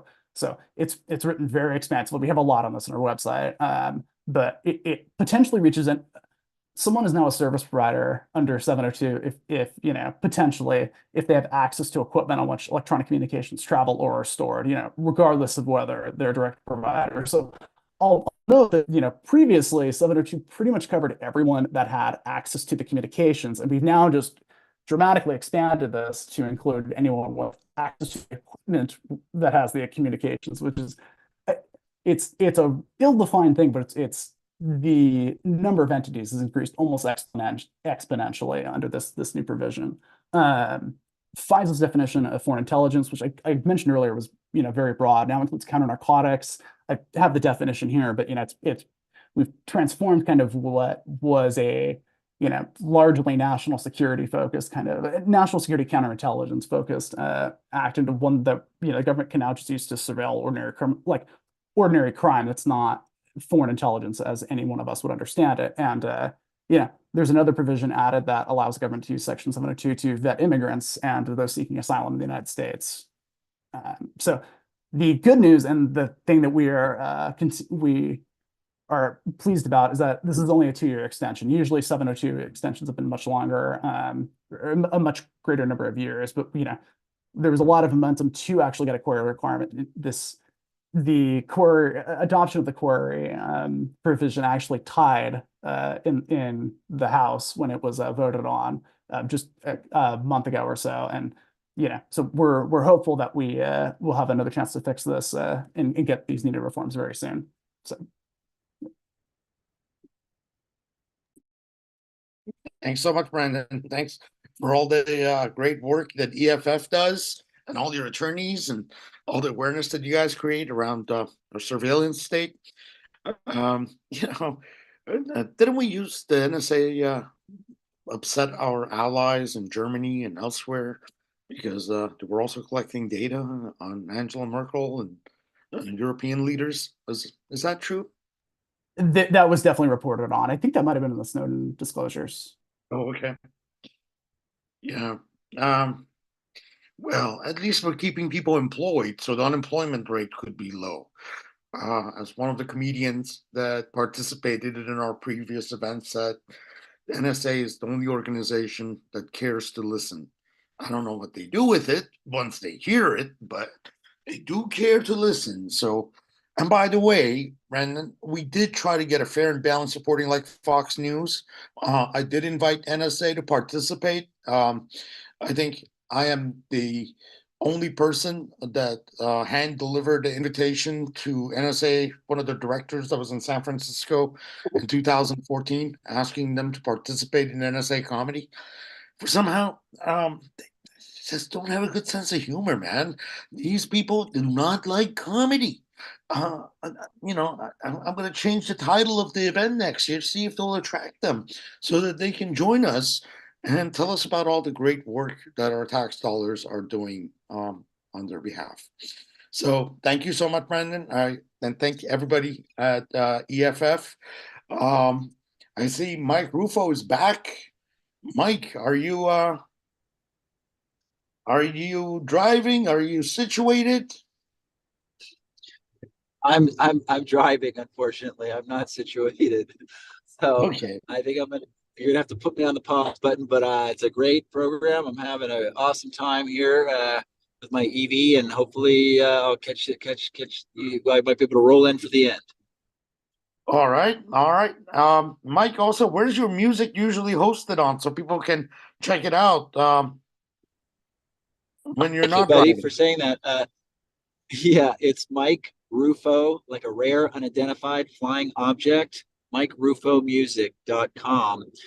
And you can see my new release there for Earth Day, The Reckoning, my climate song, and I appreciate that. Thanks, Vahid. All right. Thank you, Mike. I think it's a good time to take a quick 5-minute break. Waiting for a couple more people to join. If they don't, we're going to hear from Amy Dontblameme and move to the comedy section of tonight's event. So let's take a quick 5 and come back at 7:40, and we will continue the conversation then. Does that sound fair, guys? All right. Excellent. See you all on 7 in 5 minutes. Thank you. Sounds good.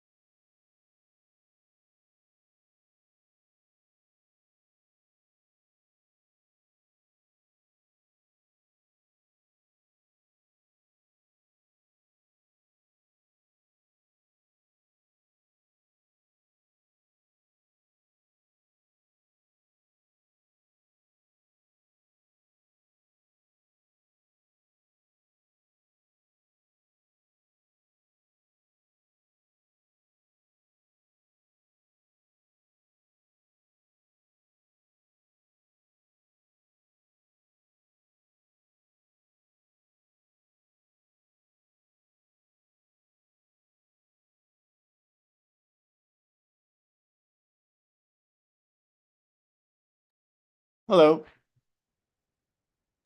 I'm wondering if, there are filters in the car because you're talking and you don't want any noise. I wonder if in Mark's car, there's a filter that filters out everything except voice. And I bet it can be turned on or off. That's what I was wondering. This is Mike.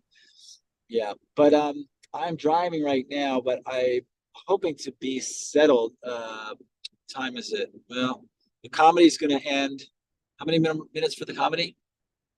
We're still waiting for a couple of the comedians, but Amy is going to be taking doing comedy first, and then hopefully Cathy will join us, and then Jessica. But it might be, in between comedians, Mike, you got to step in and do some music. It's 7:40 right now. Yeah.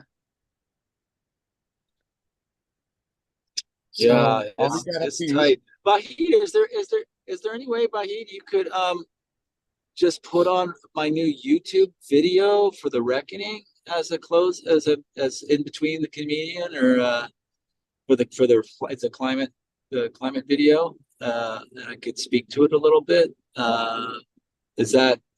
Will that get censored, or I don't see Well, why it would. I don't know if it's copyrighted or not. We can try it at the end. The challenge I have is with bandwidth.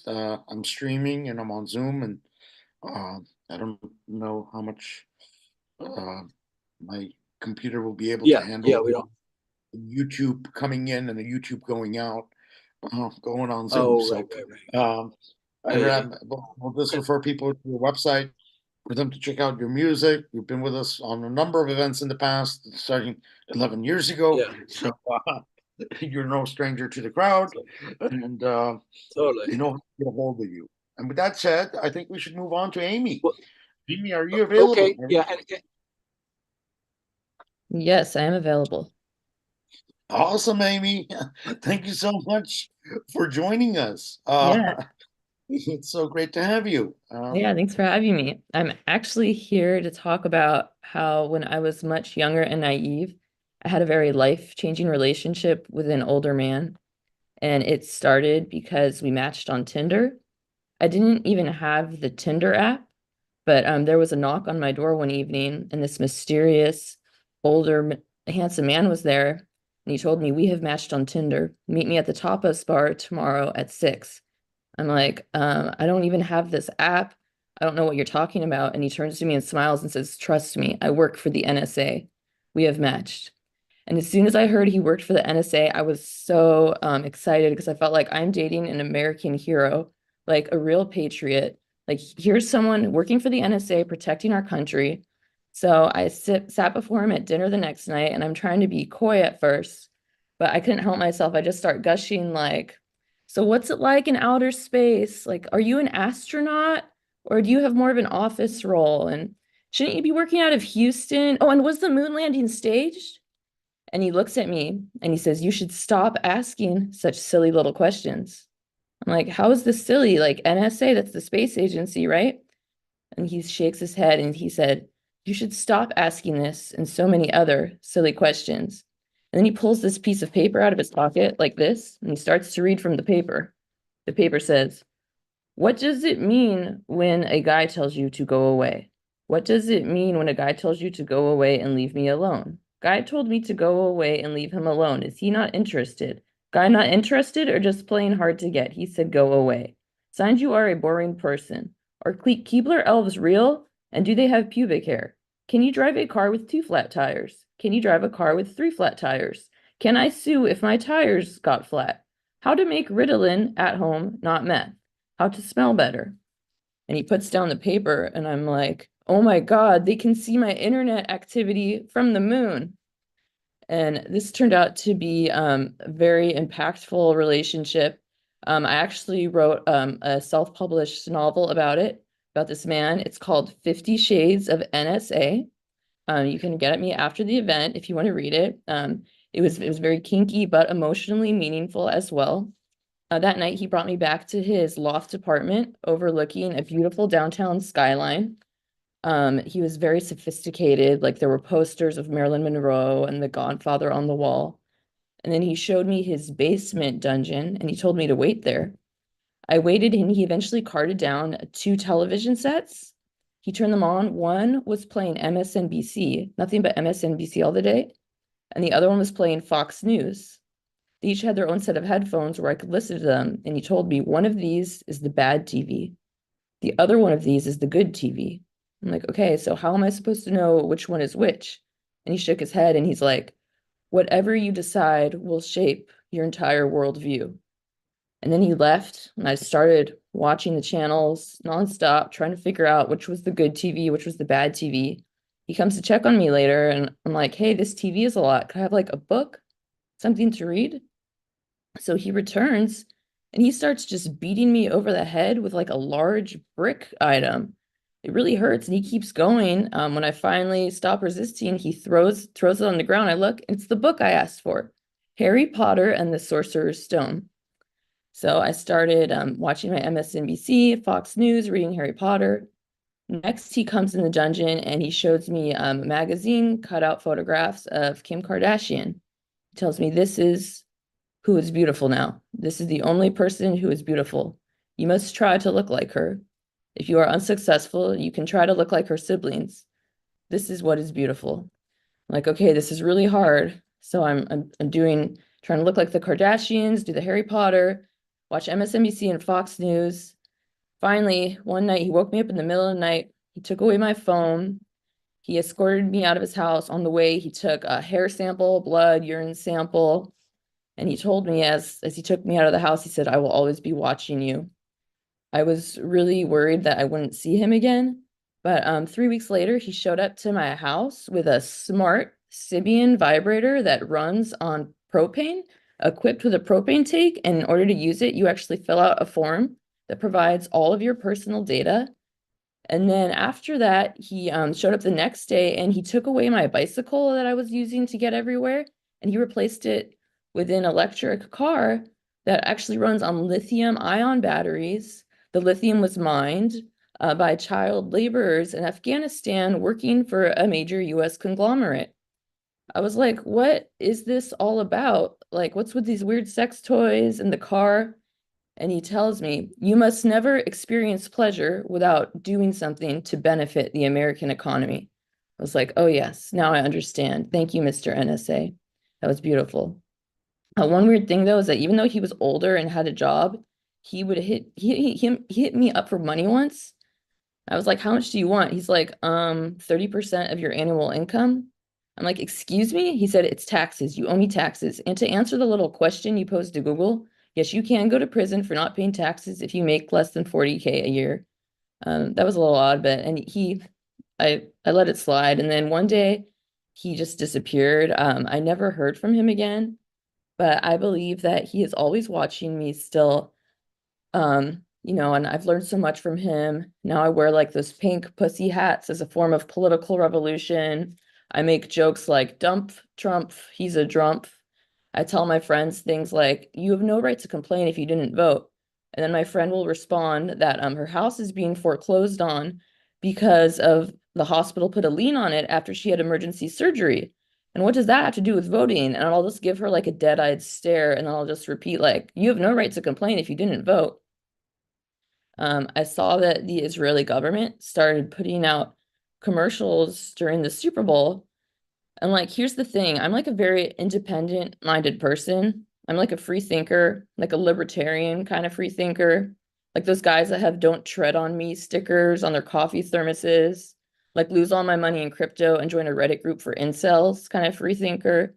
Like go into a coma from eating too many steroids, that kind of free thinker. Which is to say, like, I'm not going to watch one commercial and base my opinions about what is going on in the world based on that. I watch multiple commercials, and that is how I inform myself. So I saw the Israeli government's NFL ad, their Super Bowl ad. I'm like, okay, well, I'm going to hold my judgment until I see what the Palestinian people have to say in their Super Bowl ad. I understand a lot of women and children are getting killed. Let's see their Super Bowl ad. I'm waiting, and there's no Palestinian Super Bowl ad. I thought this was the land of equal opportunity. And now you're telling me that not everyone gets a Super Bowl ad. Like, especially if there's a war going on, don't all sides have expensive advertising campaigns? If the genocidal government gets a Super Bowl ad, but the genocide victims don't, how am I supposed to know which side to support? And I had this very dark thought. I'm like, wait a second. Is it possible that the people who make Super Bowl ads are not our friends, that they are bad? But then I got distracted by an ad for Uber Eats starring the cast of Friends. I was like, oh my God, it's Rachel. Her husband left her for Angelina Jolie and she didn't off herself. I'm so inspired. Oh my God. What was I talking about again? Oh yeah, the Super Bowl. So as I'm watching the Super Bowl, I start to fall into this daze. And I like start hallucinating that I'm an NFL cheerleader and doing this chant just alone to myself that's just like Budweiser, American football, Uber Eats, bombing children in hospitals. And I'm just repeating this chant. And then suddenly there's a knock on the door again. I'm like, who is it? And they're like, it's Uber Eats. I opened the door. I didn't order Uber Eats. They're like, Mr. NSA had it sent to you. See, I told you he's still in my life in these ways. And I went to get my Uber Eats sandwich. I reached over to grab it. And the driver took it away. And he said, you're not going to get this $50 sandwich or a special promotional offer unless you tell people that the people who make Super Bowl ads are good and are your friends. It was a really strange position. I wasn't sure what to make of it, so I did some thinking. And I just want to conclude that the people who make Super Bowl ads are your friends. And you can hit me up after the event for a special 25% discount off of Uber Eats if you spend $100 million or more on your next order. Thank you so much. Amy for president. Thank you, Amy. That was like hilarious. I loved it. Yeah, I don't know about Super Bowl ads. I think Gaza Spring, Peter has jumped off, or he's still on, but maybe that should be an ad. Do you run for the Super Bowl, Peter? And we get a chance to view your ad that you and Jeff put together at the end of our event tonight as well for a second time. So stick around and we'll put that on. Amy, that was great. I don't know what to say. I don't believe in the Second Amendment. Otherwise, I would say go get a device to protect yourself from people knocking on your door with bricks of books. And yeah, but that was funny. Thank you so much, Amy. Amy, is there any organization you particularly like to support, do a shout out for people to donate money to or get active with what they do, either the people that are presented or organizations that you admire? None in particular now, but everyone that's spoken has been great. So anyone over here. Awesome. Thanks, Amy. All right. Next, we have Cathy. Cathy Zhao is a wonderful comedian, and she runs a nonprofit that I can't wait to hear about from and figure out what she's up to. And thank you for joining us, Cathy. Thank you, Vahid. Great to see you again. Hello, everyone. This is Cathy Zhao. It's my second time joining Vahid on our annual NSA event. I know why he always hired me because I grew up in China. So I'm a perfect diversity hire for tonight. And actually, I visited China last year. After living in San Francisco for 10 years, I feel I'm not used to the life in China anymore. I was in Beijing. I was surprised. I was like, oh, I can walk around on the street at midnight without a pepper spray? And nobody asked me to go back home? And my catalytic converters is still in my car? But for the first time, I feel those IP cameras all over the place deprived me of my freedom. But at the same time, they gave me basic human rights that I would never enjoy in San Francisco. So, when I was in China, my best friend was showing me around in Beijing. We went to a Louis Vuitton store, and she told me, she's like, Cathy, anything you want in this store, you just go to the cashier, and she will scan the barcode on your WeChat app. So no cash, no card, everything in one single phone. I was like, so what? I live in San Francisco. If you want a Louis Vuitton Purse here. You just go to the store, grab the bag you want, and run out of the store. No cash, no card, everything in one single hand, right? That's why we call America a free country. But I have to say, life in San Francisco is pretty hard, right? Because living in the city, I mean, the weather in San Francisco is just like my mind every day, struggling between depressions, ADHD, and whether I want to be gay tonight. My mom, who's living in China, she thinks that I should marry my best gay friend, Ben. I told my mom, I was like, Mom, Ben is gay. My mom said, just for now. When he gets married, he will change.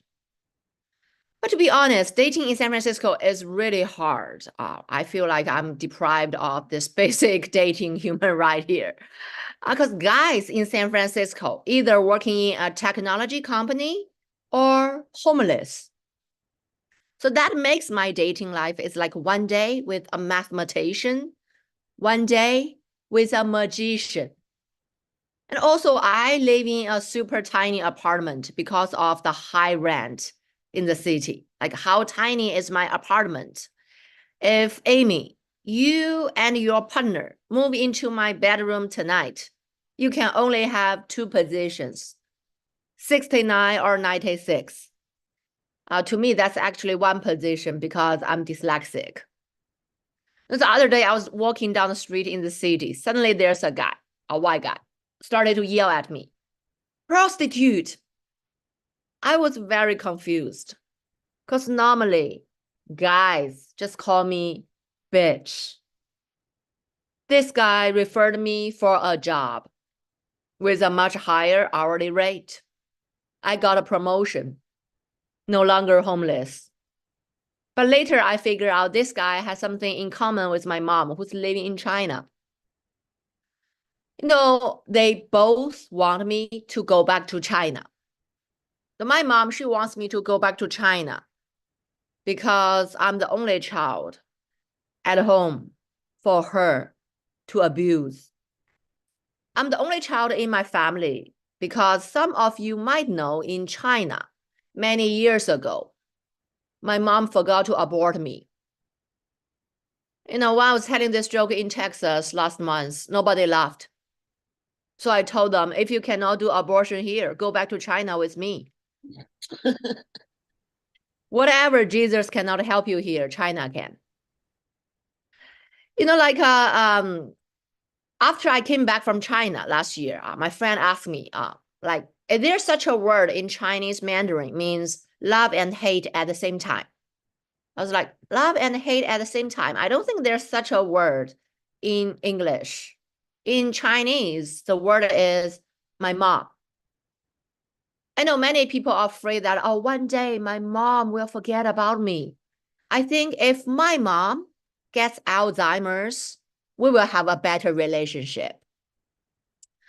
Because I guess most of us, I cannot say most of your face, but I saw Vahid's face. I know you definitely have some trauma from your parents. I know that. that face is full of PTSD. And this one, Martin, I don't know what you are eating, but you like your thumb means like probably 5 kinds of PTSD.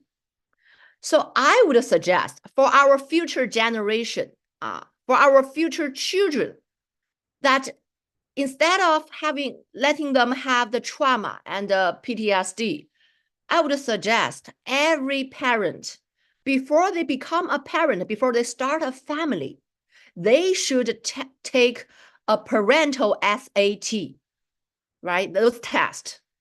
If you cannot get a score more than 1,500, you are only allowed to have 1 child. I call it America one-child policy, right? And if you cannot get a score more than 500, I would suggest you never date anyone, never have children. So I know it's a little bit crazy, but anyway, that's just my suggestion. And I have to say, you know, I went on a couple of days in San Francisco, and whenever a guy asked me out, no matter he's white or black or Latino, he always asked me out to have boba tea. I'm like, why? There's this guy said, oh, you are Asian, you must love boba tea. Yes, I'm Asian, but I also like omakase. If you don't take me there tonight, you are a racist. By the way, omakase in Japanese means I will leave it up to you. In Chinese, it means I will leave the check to you. In American English, it actually means show me your white privilege. If you cannot afford it, you are racist against your own race. I firmly believe girls should not pay on the first date and the second date and any date. Because we women, we all know that before a date, we need to take a shower, right? Put on mascara, eyeliner, lipstick. It's like working for 2 hours without pay. But for a guy on a date, he just walks into the restaurant with his penis that hasn't been washed for a while, splashed with some $10.99 cologne from TJ Maxx. I know it's $10.99 because I can smell it 6 feet away with my mask on. But I also know some of my girlfriends told me, like, Cathy, we need to pay half because we are independent women. I was like, no. If you want to pay half, it doesn't mean you are independent. It just means you are as stupid as fuck, aka bad at math. As you can tell, I've never paid for any of my dates, so I'm still a single loser. But I work very hard in dating, right? With a lot of guys working tech. I'm on dating apps. I don't know how many of you are also on dating apps, but you don't look that young, so it's okay. So I find out dating apps really get me confused because some guys say I'm monogamous, but I'm looking for something casual. Or some guys say I'm polygamous, I'm looking for something serious. So I would say my ideal relationship is half monogamy and half polygamy. I call myself monopoly, which means you have to be monogamous, but I can do whatever I want. Right? So every night, a bunch of my concubines will get together at my apartment, and I roll the dice to decide which number to call into my bedroom tonight to be my 69, and which number to pay for my omakase. Before I go, I just want to say that I want to claim my human rights wherever I drive. Because I don't know why. Every time I drive on the highway, I always get a middle finger. It's like, stupid driver, you think your little finger can make me speed up to 35 on the carpool lane? Your finger can't even make me calm. By the way, those drivers definitely didn't know that I am a triple threat on Highway 101. Asian, bitch, no license. Thank you so much. This is Cathy Zhao. Thanks so much, Cathy. That was hilarious. Glad you made it. We had a couple of speakers that unfortunately due to medical emergencies couldn't join us tonight. We hope that they recover fast. But we talk about dark topics in all the events that I hold, and comedy is the best way to bring people together and put a smile on people's face so that they have an incentive to show up to the next event of gruesome human rights violations, war, destruction, poverty, you name it, just the basics that we cover. So thanks again. And next we have Jessica. I haven't introduced our Laugh It Up Hub, sorry. The what? The nonprofit. that you Oh, asked yes, me about. please. Sorry, Yes. sorry, please. sorry. Yeah, because my friend and I were running a nonprofit. It's called Laugh It Out Hub. I'm gonna send I don't know whether I can put it in the chat here. Probably it's not going to work because it's going on Zoom. Oh, Yeah, YouTube. okay. I'll How do send you spell it? I will send to Vahid. And so basically we provide comedy workshops and performance for the mental health of teenagers as well as adults. So we've worked with East Bay Innovation Academy, high school, middle school, Palo Alto High, Boys and Girls Club, Peninsula, as well as Oasis for Girls, 826 Valencia, a lot of organizations and the schools. And we definitely would like more volunteer and more support. Yeah, thank you. Thank you, Cathy. Well, we'd like to have them participate in future NSA comedy events or human rights events. So please keep grooming them for making fun of institutions and people in power so that we can bring them in our events and put a smile on our faces as we laugh at the stupidity of our global leaders this day and age. And by the way, your link, as well as the link to all the organizations and websites, are on nsacomedy.com or noethicsandbigtech.com. So your nonprofit link is there. And I encourage everyone that's listening in tonight and getting to see this video is to check out these organizations, Cathy's nonprofit, as well as EFF, EFF Austin, Roots Action, you name it, Gaza Springs, and support the comedians, support the participants. You don't have to send a check to No Ethics and Big Tech.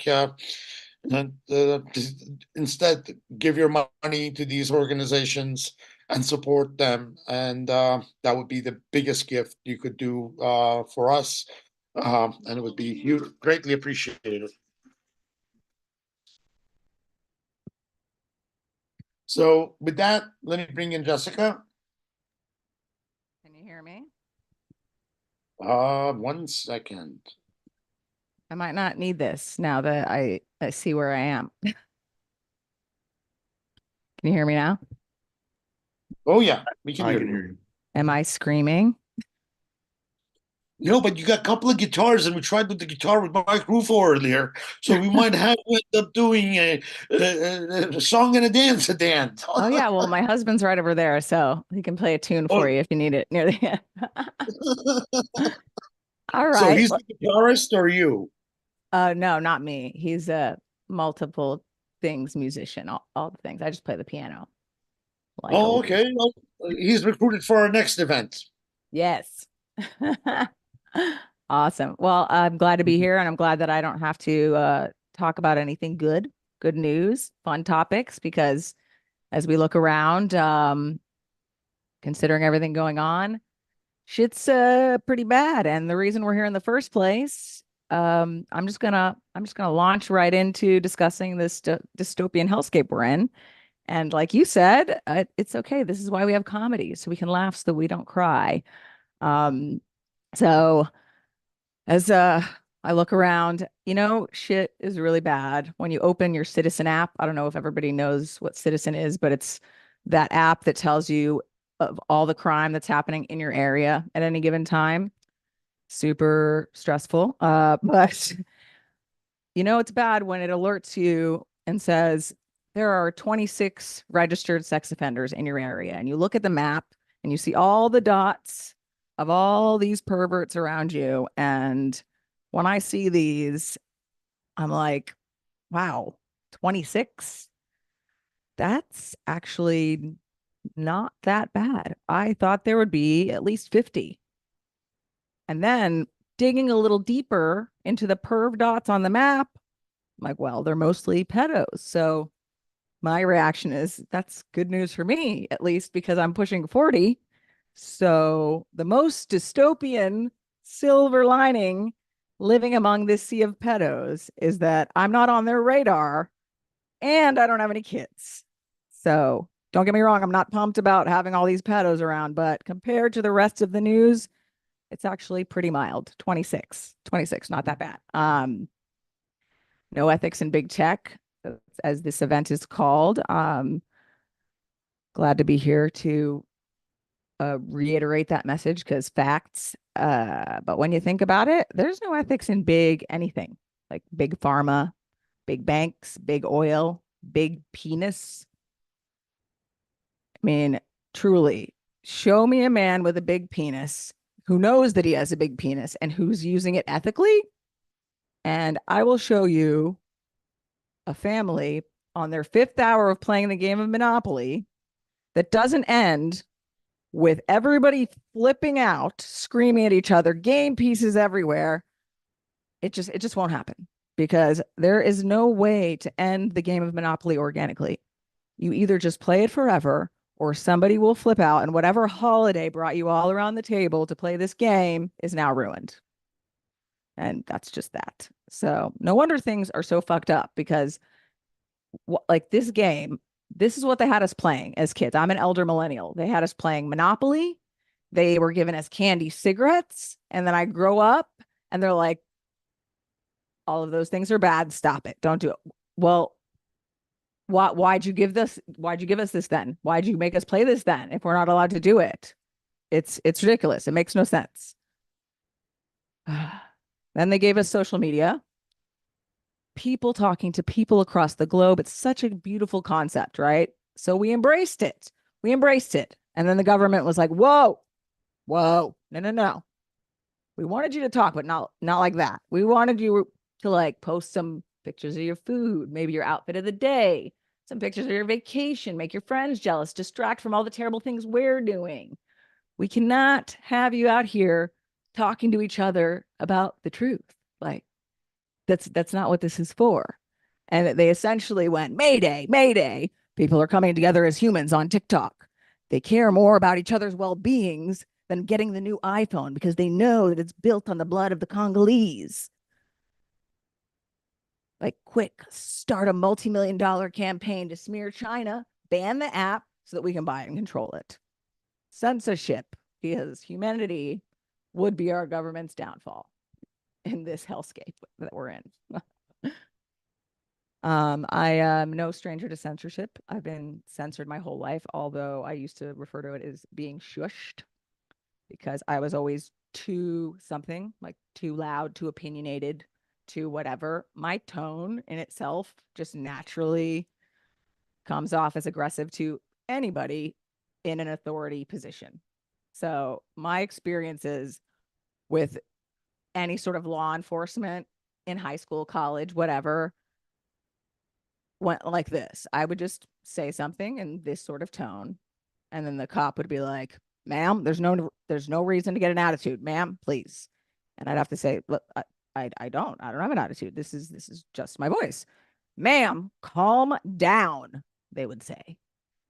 And then I'd have to be like, okay, obviously my tone is fucking this up, so let me just make it higher. Officer, honestly, this is not a problem. Like, I'm really calm. I swear I'm calm. Ma'am, now you're patronizing me. You're gonna go straight downtown if you do not cut it with this shit. Like, there's no winning with this voice. And I know this because when I was 5 years old, I was told by somebody, and I quote, I will pay you $500 if you would just shut up for 5 minutes. Wow. Unreal. Unreal thing to say to a 5-year-old. You wanted me to shut up. Instead, you turned me into a stand-up comedian. Thanks a lot, Dad. Your fault. Your fault. And he never gave me that money. So what the fuck? Unbelievable. So here we are again at NSA Comedy. And I just keep thinking about that, as especially since you mentioned that people got sick and weren't able to make it. So I'm like, well, how risky is participating in this event? Because they are listening right now. So like on a scale of 1 to 10, 1 being kindergarten timeout, 10 being Boeing whistleblower that mysteriously dies mid whistleblow, like how dangerous, how worried should I be about this? You know, I saw 2 of them get taken out within the matter of a couple weeks. And then I saw a third one come on and I was like, dude, what are you doing? This is the rule of three, like happen in real time, like careful what you say. And this guy goes, you couldn't pay me to get on a 737. You just couldn't pay me to do it. And I'm like, shit, there's another number I have to remember now. I knew it was Boeing, but like, I'm trying to write this down. And then he says that he works for Spirit. And I was like, oh my God, Spirit can get worse. Like Spirit Airlines is the Florida of airlines. Everybody makes fun of them. Everybody knows they're terrible. So if Spirit can get worse, everything can get worse. And we should really all be sleeping with one eye open, so to speak. Yeah, just seems like every day with the news, with everything, things are getting worse. And as I'm trying to find a way to cope, I was like, how do I make myself feel better about this chaotic shitstorm that we're living in? You know, gaslit constantly, all this stuff. And I was like, what's the dystopian equivalent to putting that one sad song on? It always makes you cry on repeat as you sit in your car, parked in your driveway, just bawling, you know, just to make yourself feel better. Everybody's got that song or that playlist that's just like, vent it out, I'll feel better now. But what's the, you know, fascism has arrived equivalent to that? And so I'm like, you know what'll make me feel better? Rereading 1984. Because I haven't read it in 20 years. So I don't really remember exactly what happened. So it'll be like a nice refresh. But what I do remember is that it was really fucking bad. So it's gotta be way worse than this. It's going to put things into perspective. And it will definitely make me feel better. Nope. It did not make me feel better. Even though there's a lot of bad shit in that book that is happening, that is not happening to us, that we know of.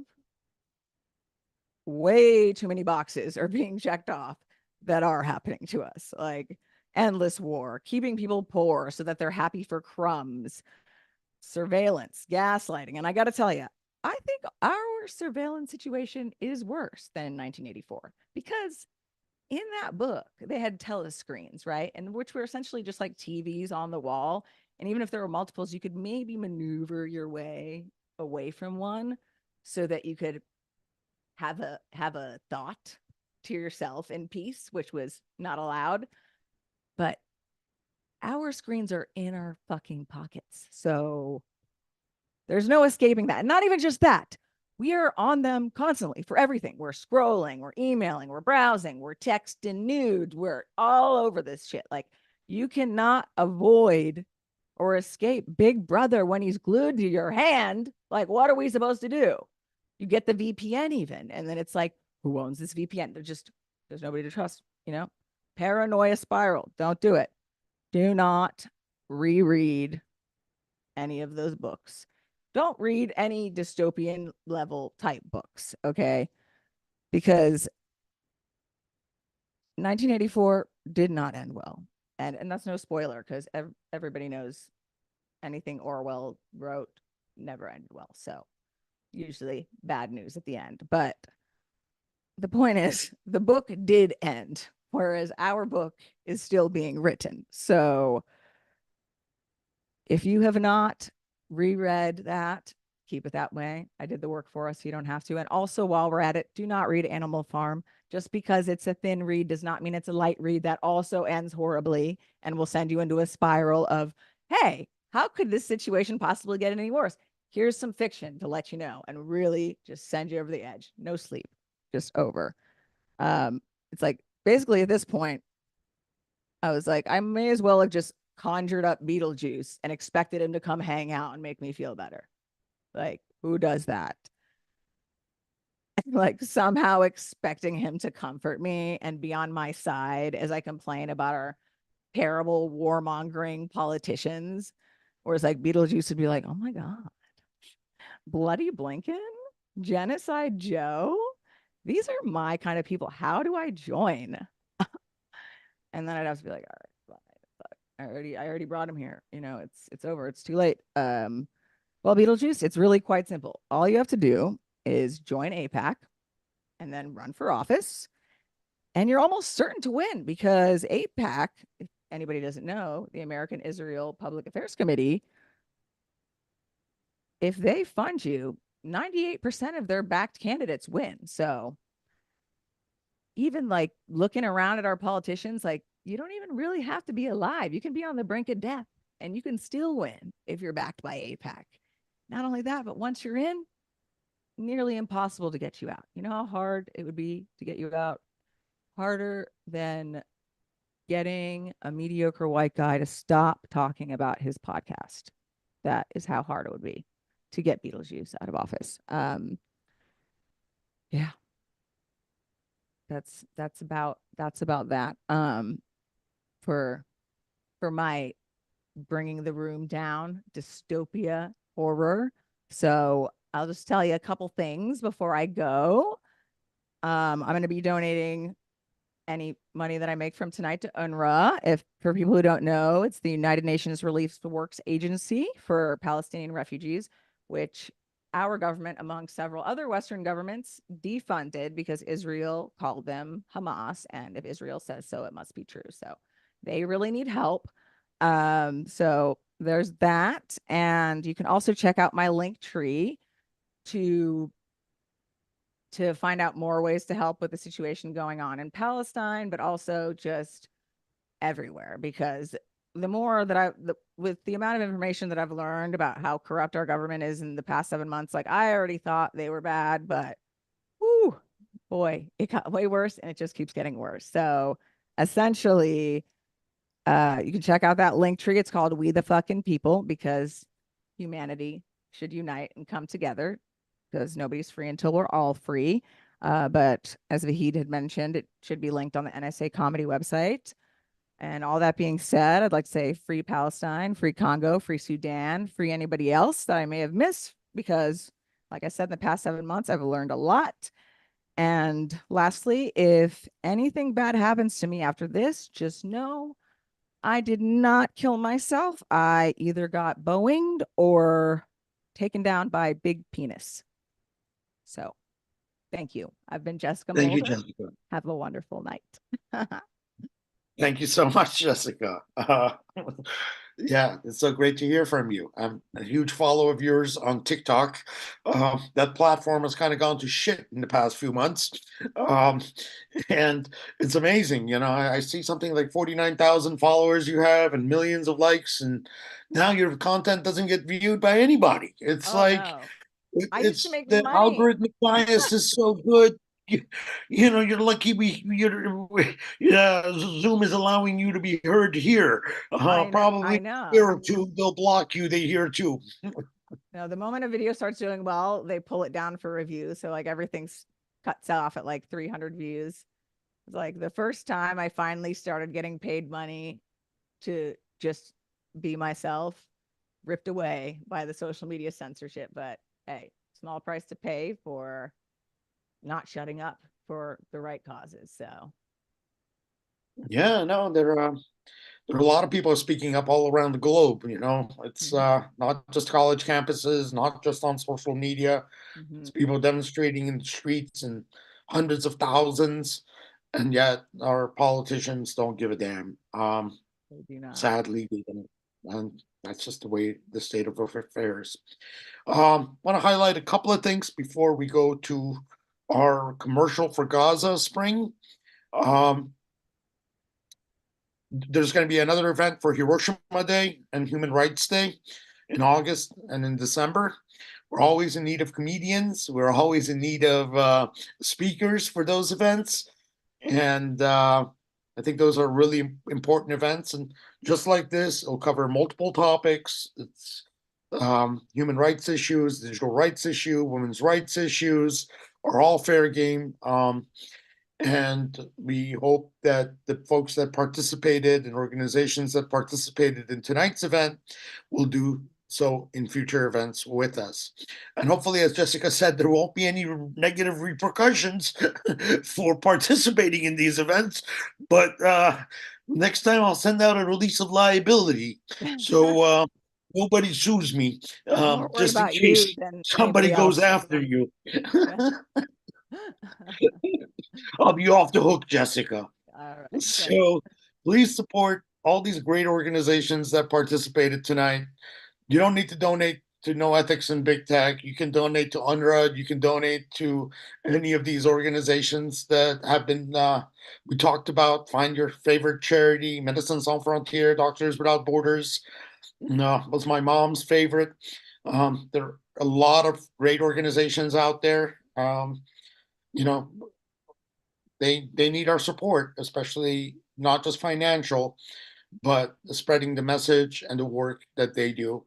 So thank you all. Let's hear one last time from Peter and Jeff with the Super Bowl commercial they're going to air for next year's Super Bowl for Gaza Spring. If you got a $7 million budget, we could make that happen. Right. Yeah. So again, this is my documentation of Jeff Gruber's action. I hope you like it. And if you don't, it's pretty darn short, so you can't hate it for too long. Yes, share sound, optimize for video clip, and high fidelity. Yes, here we go.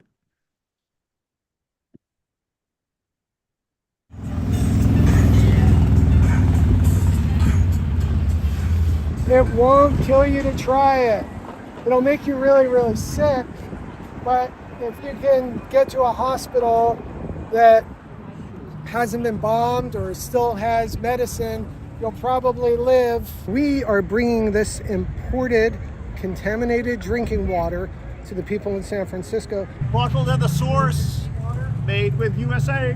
It's called Gaza Springs. It's raw sewage and unfiltered seawater, and it contains cholera, dysentery, typhoid, and now we can all enjoy the diarrhea that is killing babies and toddlers in Gaza.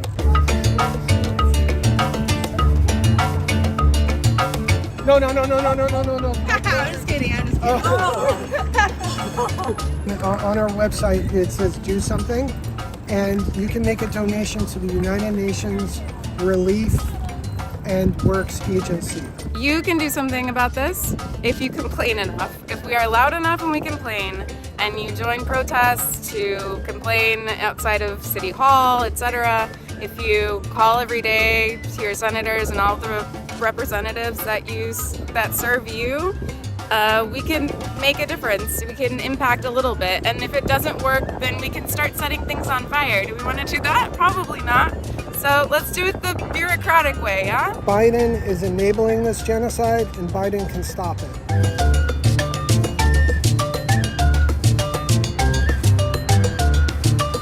Let's taste the genocide.